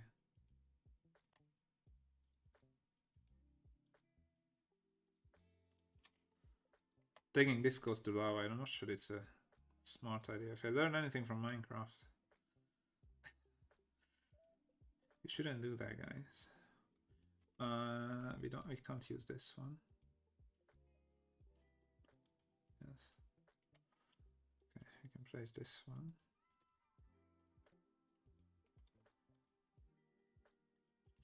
And we need I haven't done the regular building stuff yet, only the edges. So I need to like find a solution here. What we can do is move the mines up here. This down here. Oh no, that doesn't work. It's still fucked. What can we do?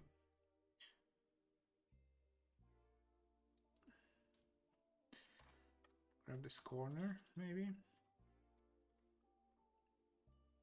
Wait, do I have 2 corners already? No, only one. Alright, so let's do this. In here. And then that can be just dark. Alright, so what we do, grab this, paint it. Woohoo! That's pretty nice. That looks pretty nice. Alright, so these are the kind of things you can do. That's what I'm trying to say.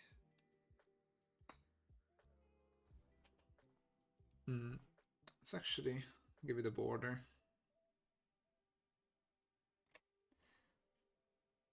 I think this is gonna be my Instagram post for today, most likely.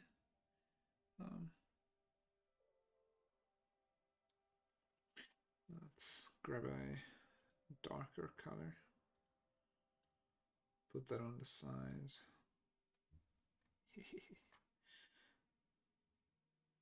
Maybe more crazy something? No. Like this. Yeah, that's good. Alright. So there we go. That's something you can do. It's already a pretty nice map. Like for a smaller settlement, you can say the entrance is somewhere here. Or you can even put in the entrance tile once we paint it. And, you know, this is like a completed small city, pretty much. Quite like Lava Creek or something. I don't know. You know what I mean. No fill. Stroke. Like, move to the top.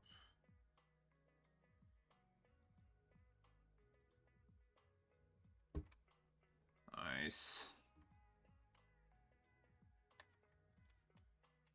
I think lava tiles will be super popular.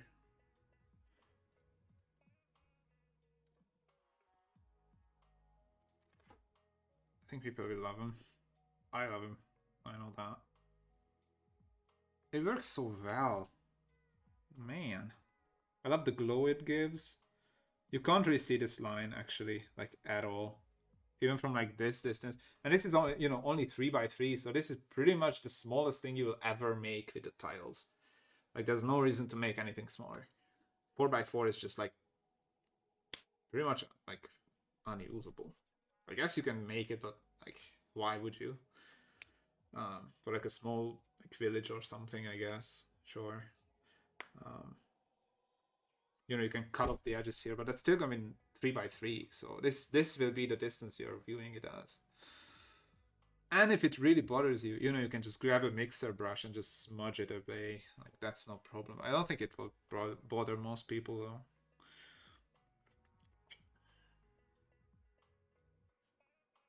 I'm just looking for anything to change or modify with this stuff, but I don't think there's anything I would add or take away from it.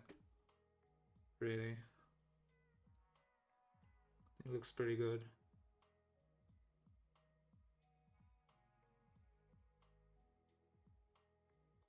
Oh yeah, I said we would play with the bridge a bit. Maybe give those like edges a little bit of a red glow, you know, from the lava. So we can do that. But I think it's pretty much done. We'll make an upload to Discord as well quickly. We can do, I think, one more tile probably. I don't think we'll have time for two because of all these issues with the lights here, but it was still a very, very productive stream, I have to say. So let's share this. Let's share two files. There we go.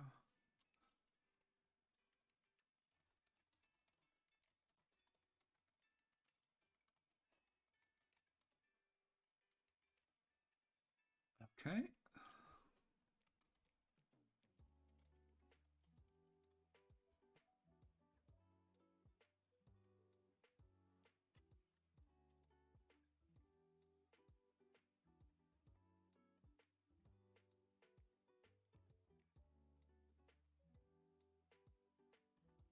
Alright, I hope people will like it. I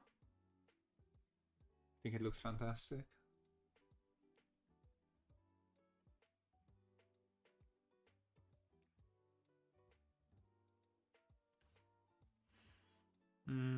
One thing I notice is if you open this back up,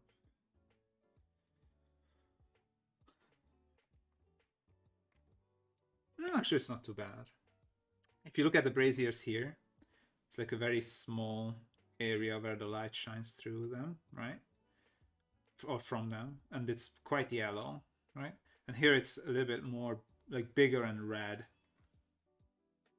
So I might need to like whitewash that a bit, I think. You can't really see it, but once you do, it's kind of annoying. So I think what I will do is I come back, remove the red, and then add a yellow tint. Or I can maybe just add it on top. Let's try that actually. I don't need to like re-edit stuff. So I think what we can do is go here, grab a soft edge brush, make it this, make it like 40 is good, and just push back this effect a bit more towards yellow. Yeah, that works. So like that, so it's not that apparent.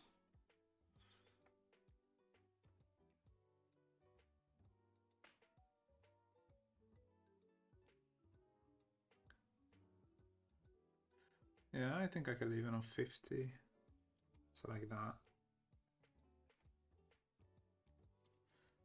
Alternatively, I can remove it.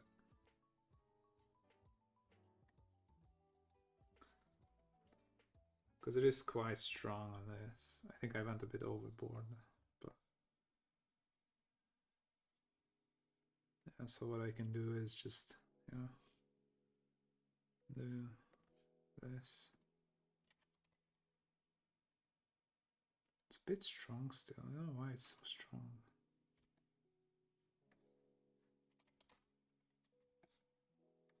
Maybe like this. There. I think that works better. So if we look here, and these are a bit more red mixed in, so I'm mixing some red first, and then put the yellow on top. So put down the red, grab the yellow, drop it. I think it's the dark yellow actually. Yeah, that's it. So now we put on the yellow.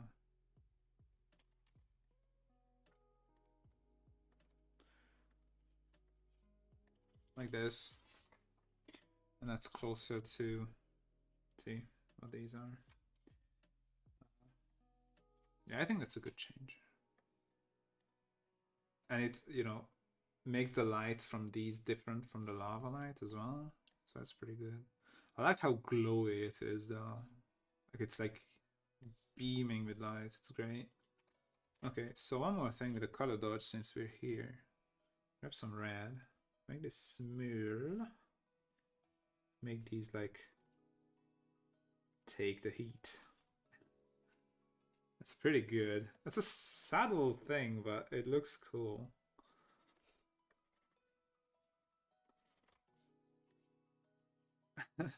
Actually, yeah, let's keep that. You know, some form of enchantment is keeping them from melting, maybe.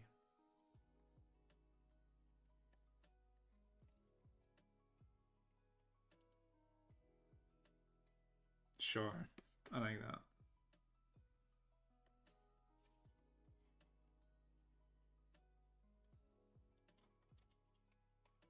And here too.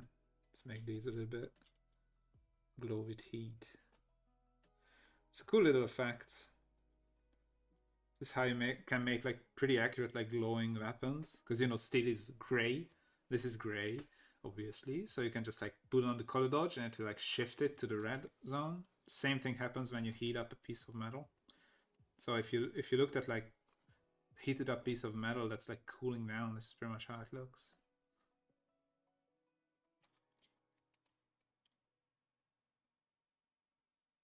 Cool. It's a subtle little thing, but I think it adds quite a bit. So we're gonna roll with it.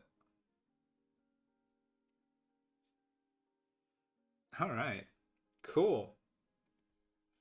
Let's do one more, guys. What do you say? One more. Which one? Should we do the forge? Why not? Let's do the forge. That's gonna take quite a bit longer anyway, because it's like little minute things, I think. But then there's this fork. I can just do this off stream. Or we can do it tomorrow if you want. All right. I'm gonna go take a quick pee break and come back. We're gonna make another lava tile here. And yeah, I think we're gonna pretty much call it after that. I have a few things I have to attend to.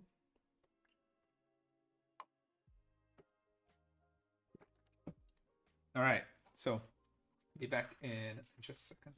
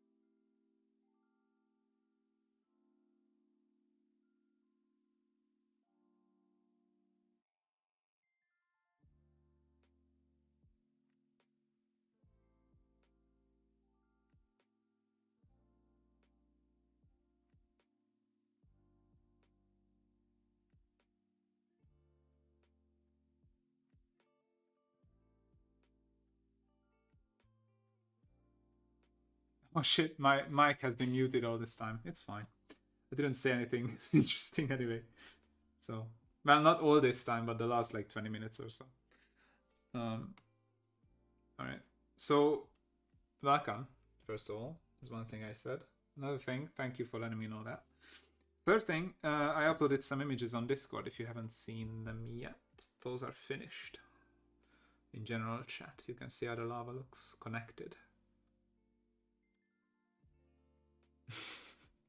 It's all good. So, yeah, so I set sized these things, and that's how I got the soft brush edge to connect, obviously, because this is a gradient, right?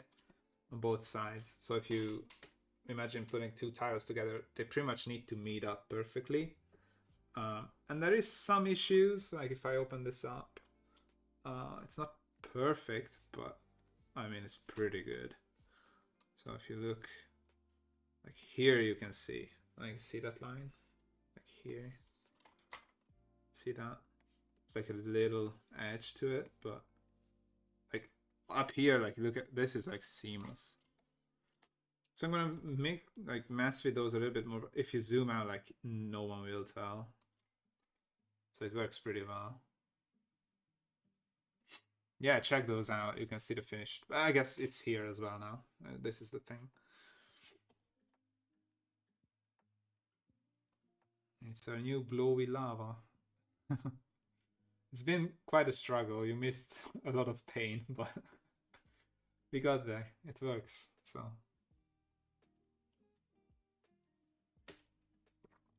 I love the whole mood of these tiles. They look so cool put together. I'm really happy with them so far.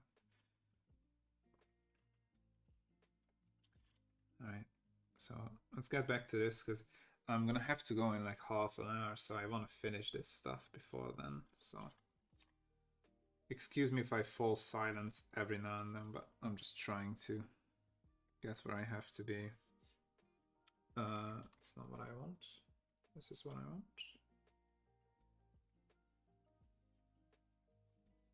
Knock back at this as well.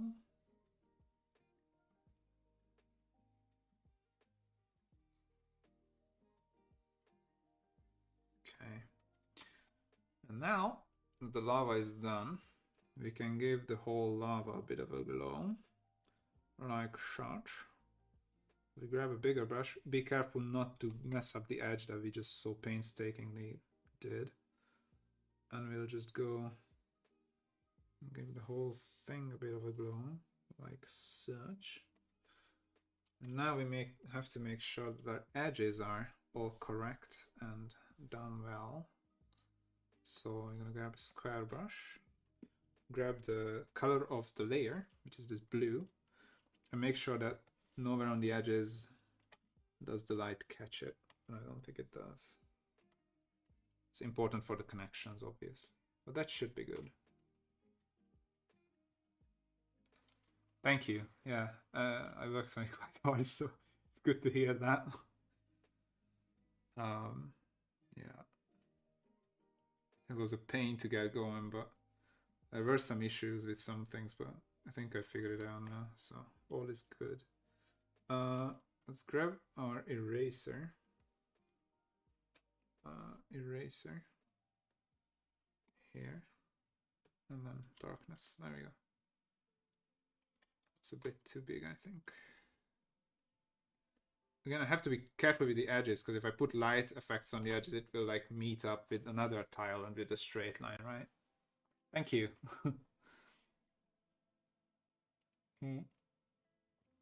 This is still not how it will look. It's still a little bit different, because obviously I have the effects, and I took your advice and I recorded actions. I started using actions. So here's the color balance activated. So this is like the end color with everything added. So you can see it does quite a change, and you will see it more when I'm gonna finish this like lighting painting on top. So I'm gonna just quickly go ahead, if you don't mind. Drawing some brazier light. And I'm gonna give some extra glow to this thing at the end as well, because you kind of have to, I think. And in the index image you can see as well, like if the things are reaching the end, but we are good now. So now what we can do is go back. I'm gonna show you the cool thing. If we grab a small brush, now I can like knock back this light. So this is what I talked about on Discord before. So if you're editing this, you will see that there's like a darkness layer here. So you'll know like what to go for. I'm only worrying about the brazier stuff, so I have a cool thing for the lava, things next to the lava. So, and what we can do there is grab a smaller brush here, like a 30, and then just lightly do a gradient. So you see here, so it's like the lava has that intense glow that's like hitting the edges of these buildings. So we grab some like lovely gradients this way. If you look, see how that like glows around now. Another cool thing is how you can cut the light with this. So obviously this brazier will like hit that edge and not light up that area in there. So what you can do is like hit that light and erase it. If you knock it out, you see it like has this cool little effect.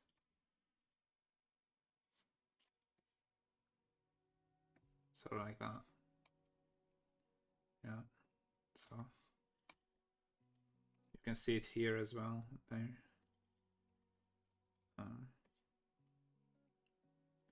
That's some really cool stuff. Yeah, it's great. I've been getting used to them.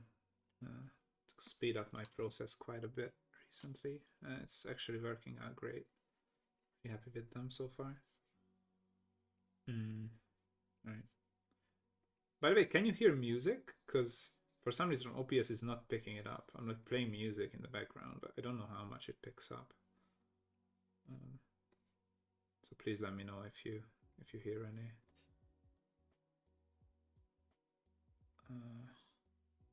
So again, let's paint these in and give it a gradient like that. Gradient like that. And a gradient like that. Yeah. Yeah. You know, I think it works really well because everything is so gray. So the contrast is huge, right? From having this like grayish bland color to then like have this like huge orange. It's like such a like whoa, like such a shift. And you're kind of like taken aback by it. It's like a big contrasted thing. And especially you will see when I enable the whatchamacallit, the layer overlay things. What are they called? Adjustment layers. It will really show. Again, I can cut the light here, but I don't really want to because the lava gives off glow as well, so it doesn't really make any sense. This map is not the best example of like this sort of light cutting idea, but here I can kind of do it like that. It doesn't really show, but you get the point. You can kind of give this some glow as well.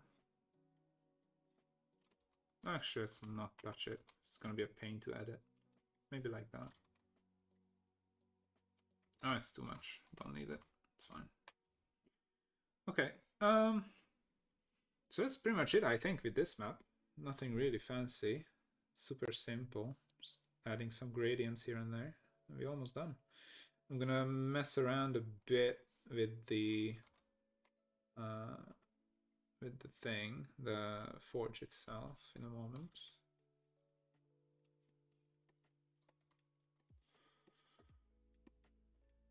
Let's give these a lighter color too. All right. here as well. It's just fun as well to paint with light. It's so different from what I'm used to doing. Again, this is a dark part because it's not shine on my lava either. So I can just paint this all in. Give a little gradient there maybe. Like show the glow of the lava around the edges. Can do this.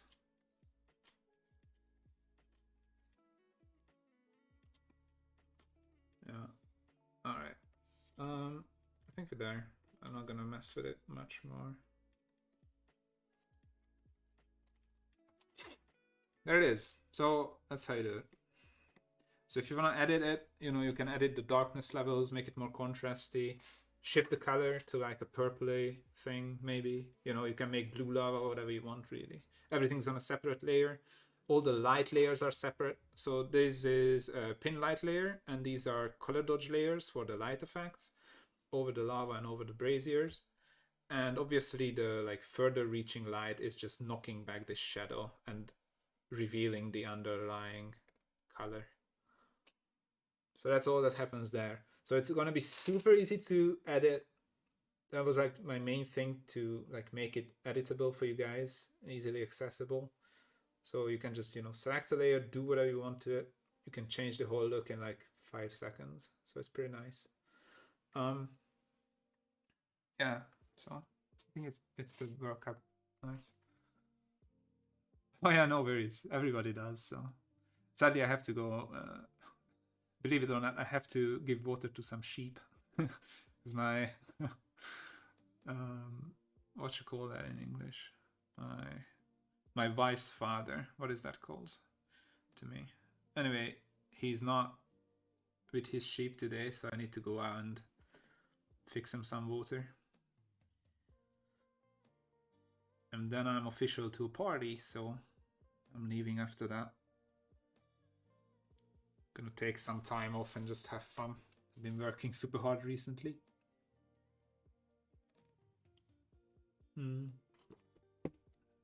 Alright, so let's mess around with this forge and then I'm pretty much done. So what we can do here, if you look, the forge lava has a separate layer to it, right? And then the whole lava has this light layer, even the forge lava bit. But I want to add another layer called forge lava light. And I'm gonna make this into another color dodge layer. I'm gonna put it down to 50% about. Grab a red. And now what we can do is make things glow red with heat, which is pretty cool, I think. I might not make the whole thing glow just around the thing, but that looks pretty cool. So you can do these like glowy effects pretty easily, actually. Few clicks. Like you can add or remove this even with like a mouse. That's what's great about these things. Even with a soft brush, I can just erase some of the edges. Make it glow around the lava. Like that.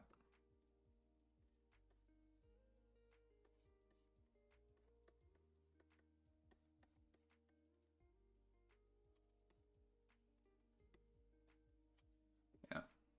Pardon though, yeah, thank you. My English is rusty. I'm getting a bit tired at this point.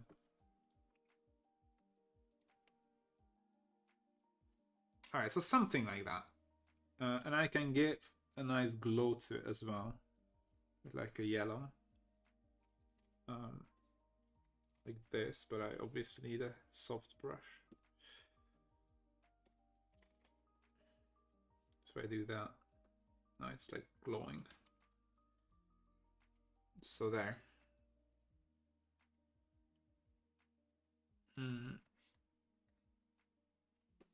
Give it a bit more of a glow.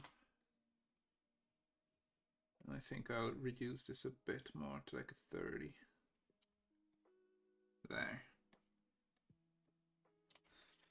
So there we are. Oh. What do you think? Oh yeah, one more thing. On this layer, grab a red, grab a hard edge brush, smurl, like this, and then all the parts that are like in the lava can be like glowing with heat. Not on this layer though, actually, but on the forge lava light layer. Yay. So everything's like glowing around the hotness of the lava. There we go. Here, here, here. These bits.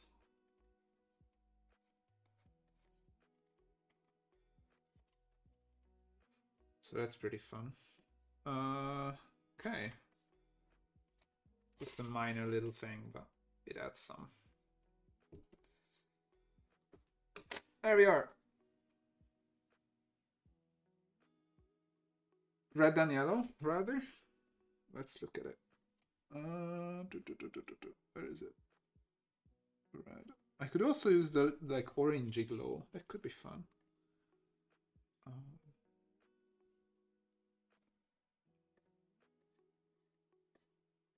Yeah, the orangey color is the winner, I think. And then I can just... Oh, there we go. Now it's nice. Cool. Thanks for dragging me back to it.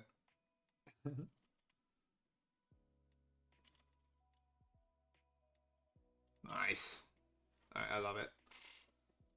There it is. Oh, man. Yeah. It's almost like if you ever seen a piece of metal cooling down from being forged, it has like that, you know, almost like opaque red thing. Like, this is how that looks, pretty much.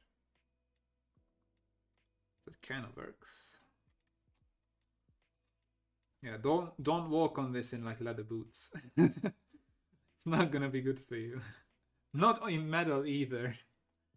Maybe just don't walk on them. Alright. There's obviously some form of enchanted magic that's keeping it not melting, right? Alright. We can establish that, I think. Yeah, it's nice.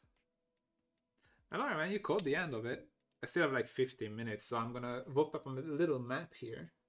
I already did one, but I'm gonna like expand it a bit, see what we can do in like a 5x5 with all the tiles. I obviously don't have all of them painted, so only what we have. We'll see what we can mop up, but not mop up, mock up. But yeah, I think it's pretty nice so far. Love the effect. Now, one thing we need to definitely check is if the edges of this line up. So let's do that first before we do anything else. So let's grab a small map here. Save this. Oh, actually, before, it's not even finished. Now it's finished. You can see how much it pushes it. Like, look at it without and with. Like, it just like forces all the vibrance into all the colors, and all the light gets more intense. Yeah, it's good. So one more thing I wanted to check is if my brazier's light. Yeah, I thought so. This needs to be reduced to like a 50, sorry. There. Now it's good. It was too intense. Alright, now we're done. See, I need to check the like soft edge brush, how it connects. So let's do that now. So this was the Great Forge. Let's connect it to like this endpoint, for example. They look great, I have to say. I'm pretty proud of them. Oh, that's almost seamless. This side is perfect. This side you can see a little bit on the edge there. Not much though. Oh, you're not slowing me down. I'm done, man. This is it. I'm just gonna make that map. That map will take like 5 minutes. It's fine. Don't worry about it. I'm making this stream to like connect with the community, so you know. But there it is. It's a little lava flow.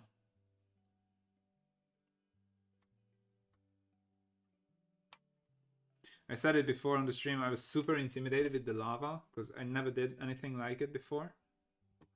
Like grabbing all the right colors and nailing it with the lighting effects at it and everything. It took a while, but I have to say I'm like super happy with the results. I think I pretty much like I got it to where I wanted it. Maybe even better than I imagined I could get it. It's pretty nice. I think I kind of got lucky as well with the colors. Fun fact, I use Minecraft lava as reference. So that's pretty cool.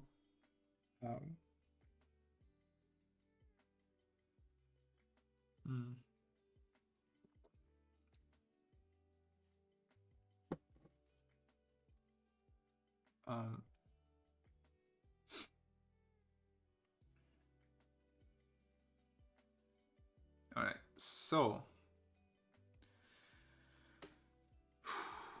Oh yeah, also, check out my... Oh, you can't see it, can you? I'm gonna give it some light. My Bone Dragon mug. Oh wait, where is it? There it is. All right, give it light. Yeah. Check it. Oh yeah. Pretty cool. It's almost not cool that I'm drinking water out of this, but I have to. So let's make a map, shall we? Save on this, close it. Connection points are bang on. I'm happy with them. So tiles, line art, PSD. Cool. Create new. What is 5 times 770? My brain is fried. 3850. Alright. 3850. 3850. Create. So this should fit 5 by 5. I don't know if we can fill it up. If we can't, we just gonna, you know, cut it off. I'm just gonna drag all of them like around. And then another thing will be trying them in Dungeon Draft. See how it translates.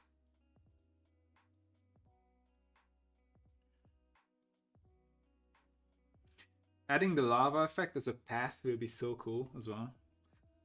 You can add it as a path, right? That's gonna be neat.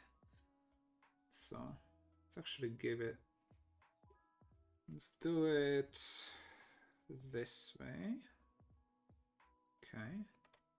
These are just Photoshop glitching these white lines. They will just vanish after a while. So I want this to be in the middle. Let me grab that. 3850, so that's 1925. Right? Yes. So let's bang on the middle. Yeah. Let's add a bridge. Let's add a second bridge. Rotate. And mirror. Rasterize the layer. And mirror down. Nice. I tried to make the buildings as, you know, little recognizable as possible, so you can like multiply many. Make it work. Okay. What do we have? Can do this. And then we need another this.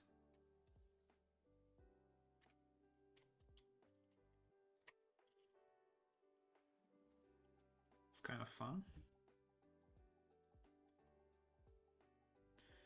Okay.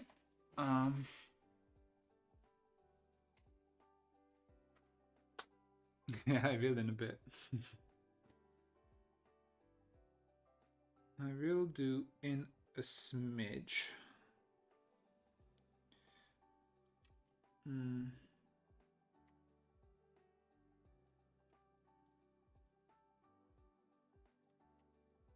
Oh, then. Grab the wrong thing.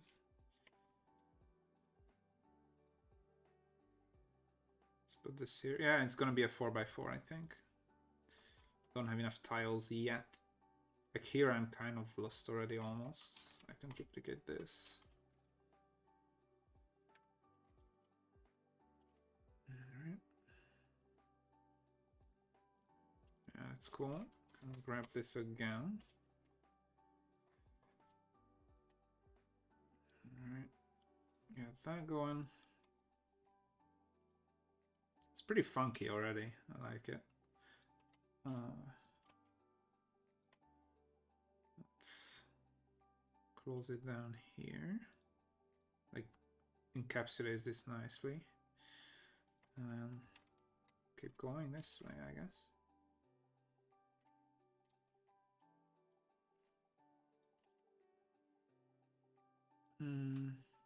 Maybe something like this, and I can close that off again. So I'm positive we'll have to revisit dwarves. There's like so much more I could do. It like pained me to like cut out things because I just didn't have time or space really. I really didn't want, like, I wanted to include so much more than what I could. So it's kind of a pain, but let's grab this.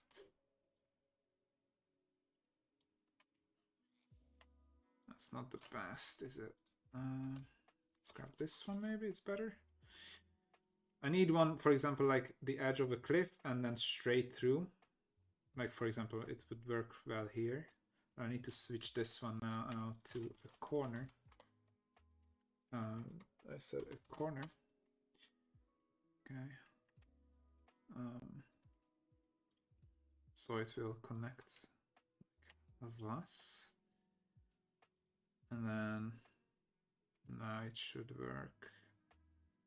What am I doing? This is what I wanted. Yeah. So now I can add another corridor. Make this like go into like another section maybe. And I can just mirror this. And then rotate. Like make it less obvious. Like that.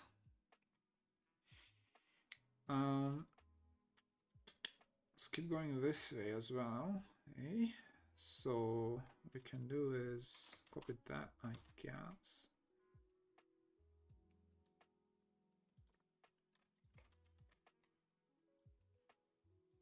I love this style. It's like tunnel tile. It's so useful. What I can do here is get it to the middle.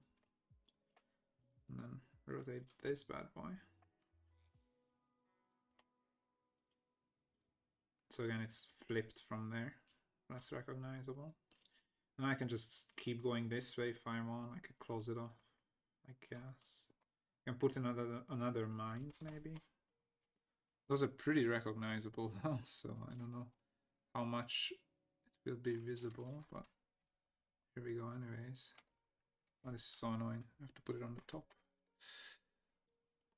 There we go.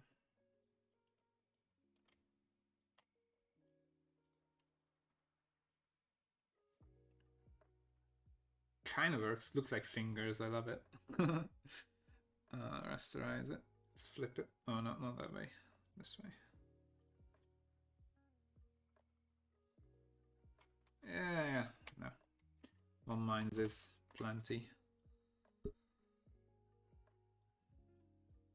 Let's close it off here.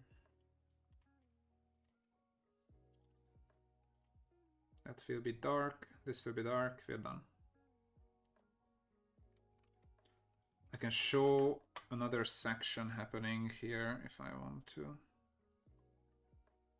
Just like suggest that there's something.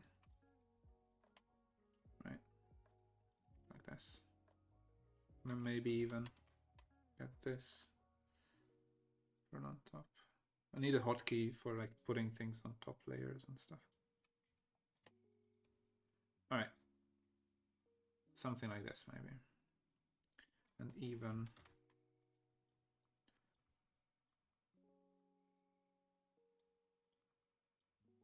so you can already make quite a big thing. Maybe put the mines here. That could work. The mines are kind of specific, so it's easy to like see that it's duplicated. But maybe if they are far apart enough and flipped, it could work.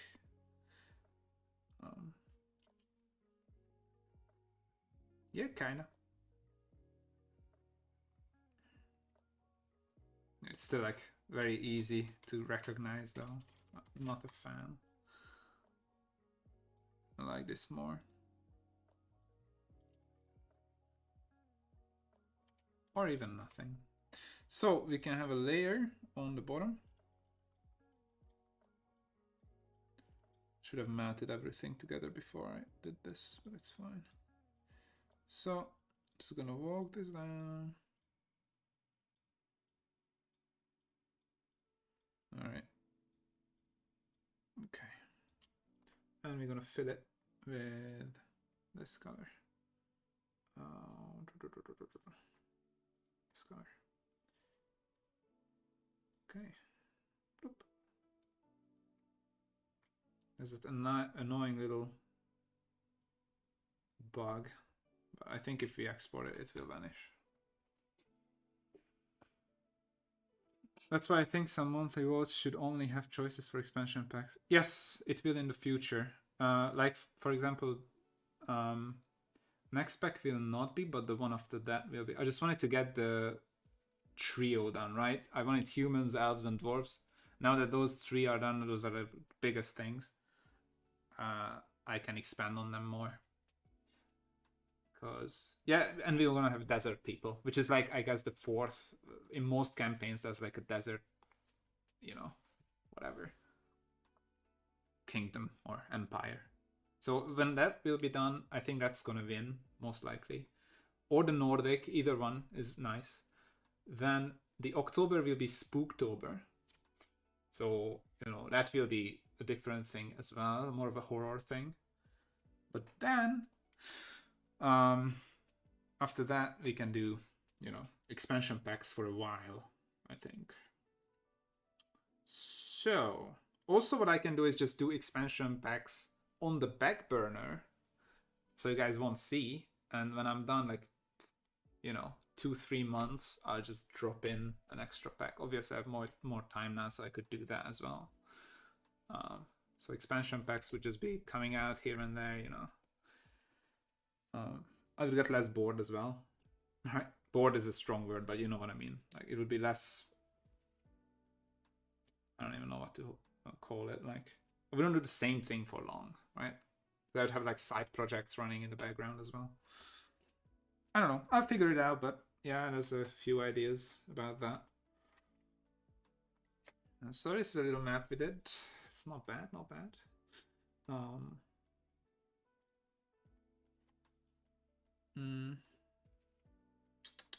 Where is it? Duplicate layer. Now we can fill this with a darker one. Put it beneath. We have a nice little border. Now we can add a little thing that I like to add to these little snapshots, which is this little rectangle, like this. And then we can make it no fill, have a stroke of what color? I guess like this maybe, almost black.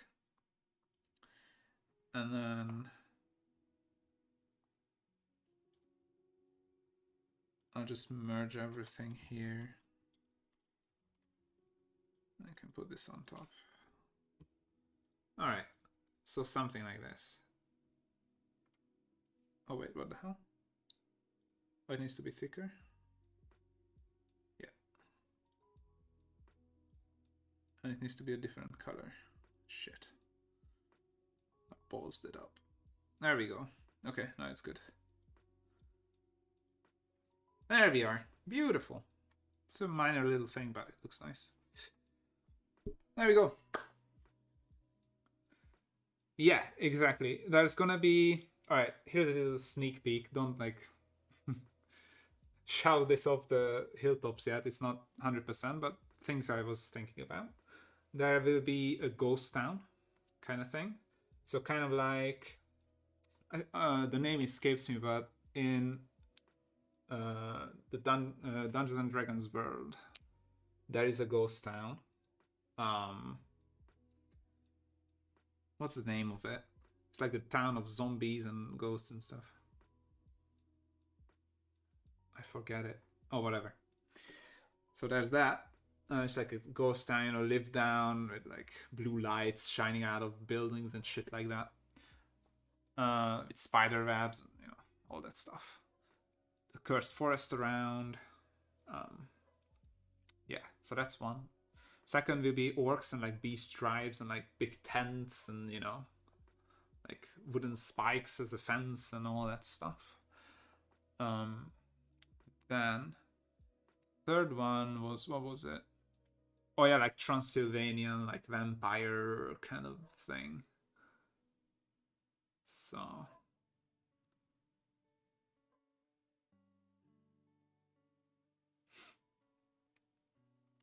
either expansions. Depends on which one gets voted, obviously. But I would like them to be a separate thing as well. I just want many flavors, right?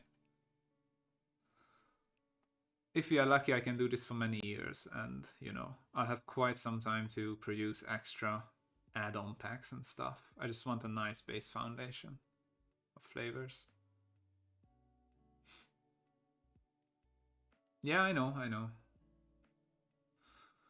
YouTube is set to the longest delay now. I just wanted to see how it works. It's fine. Oh yeah, it could be better. So there we are. It's a little map. Let's export it, and I'm gonna head off now. Do my little chores and then have a little sit down with my friends, drink a beer and all that good stuff. Let's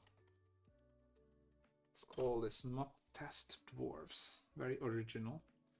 I'll also very quickly grab my Patreon thing. So this can go on Instagram. I need to save that separately. I still haven't done it. God damn it. So where is the thing? Cities. Yes, there it is. Yeah, no worries. I'm glad you guys like it. I don't know, I would like your opinion on this. You obviously it's not done yet, but do you think it's the best one I've done so far in terms of how it looks? Or you had something that you liked better? I'm curious. Because I believe it's the best one yet, but obviously my opinion is only one.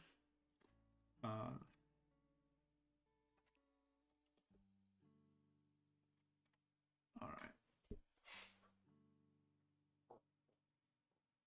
Yeah, no beef for the sheep.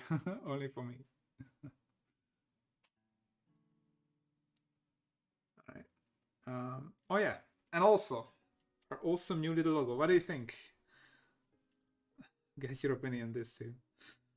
This little cutie that we just added. Loop. Yay. Alright. It's getting down to like this size maybe.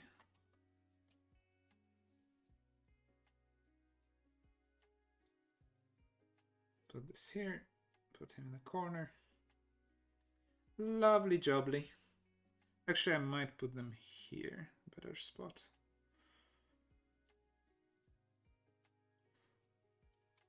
Generally speaking, in the right corner is nicer.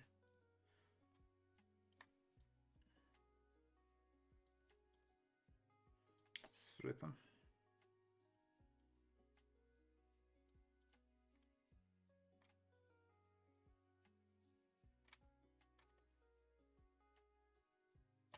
Come on. There we go.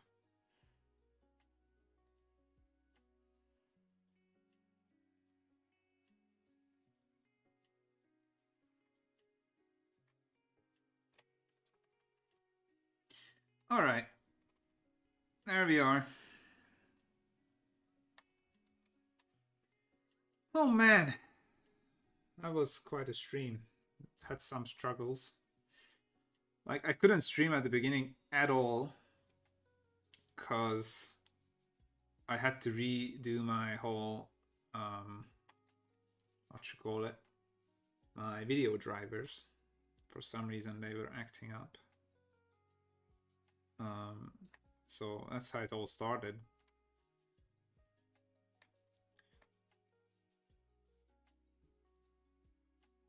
I think I prefer YouTube though over Twitch because it seems more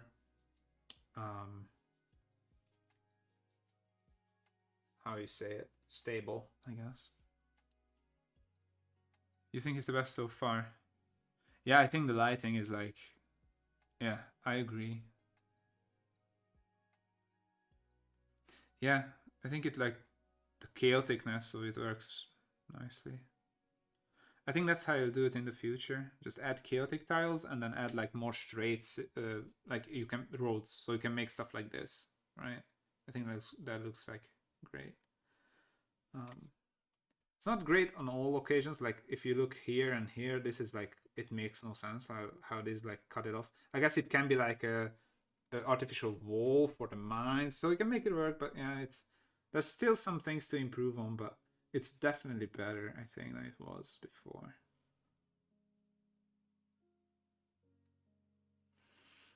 All right, man. Wow. Thank you for catching the end. I hope you had some fun, at least. I'm very happy you are happy with the tiles. We'll do a stream tomorrow as well, if you want to catch that. Same time, around 10 a.m. Central European sometime, probably. Maybe a bit later, we'll see. And then I'm gonna stay for like 2-3 in the afternoon. So, all right. Anyways,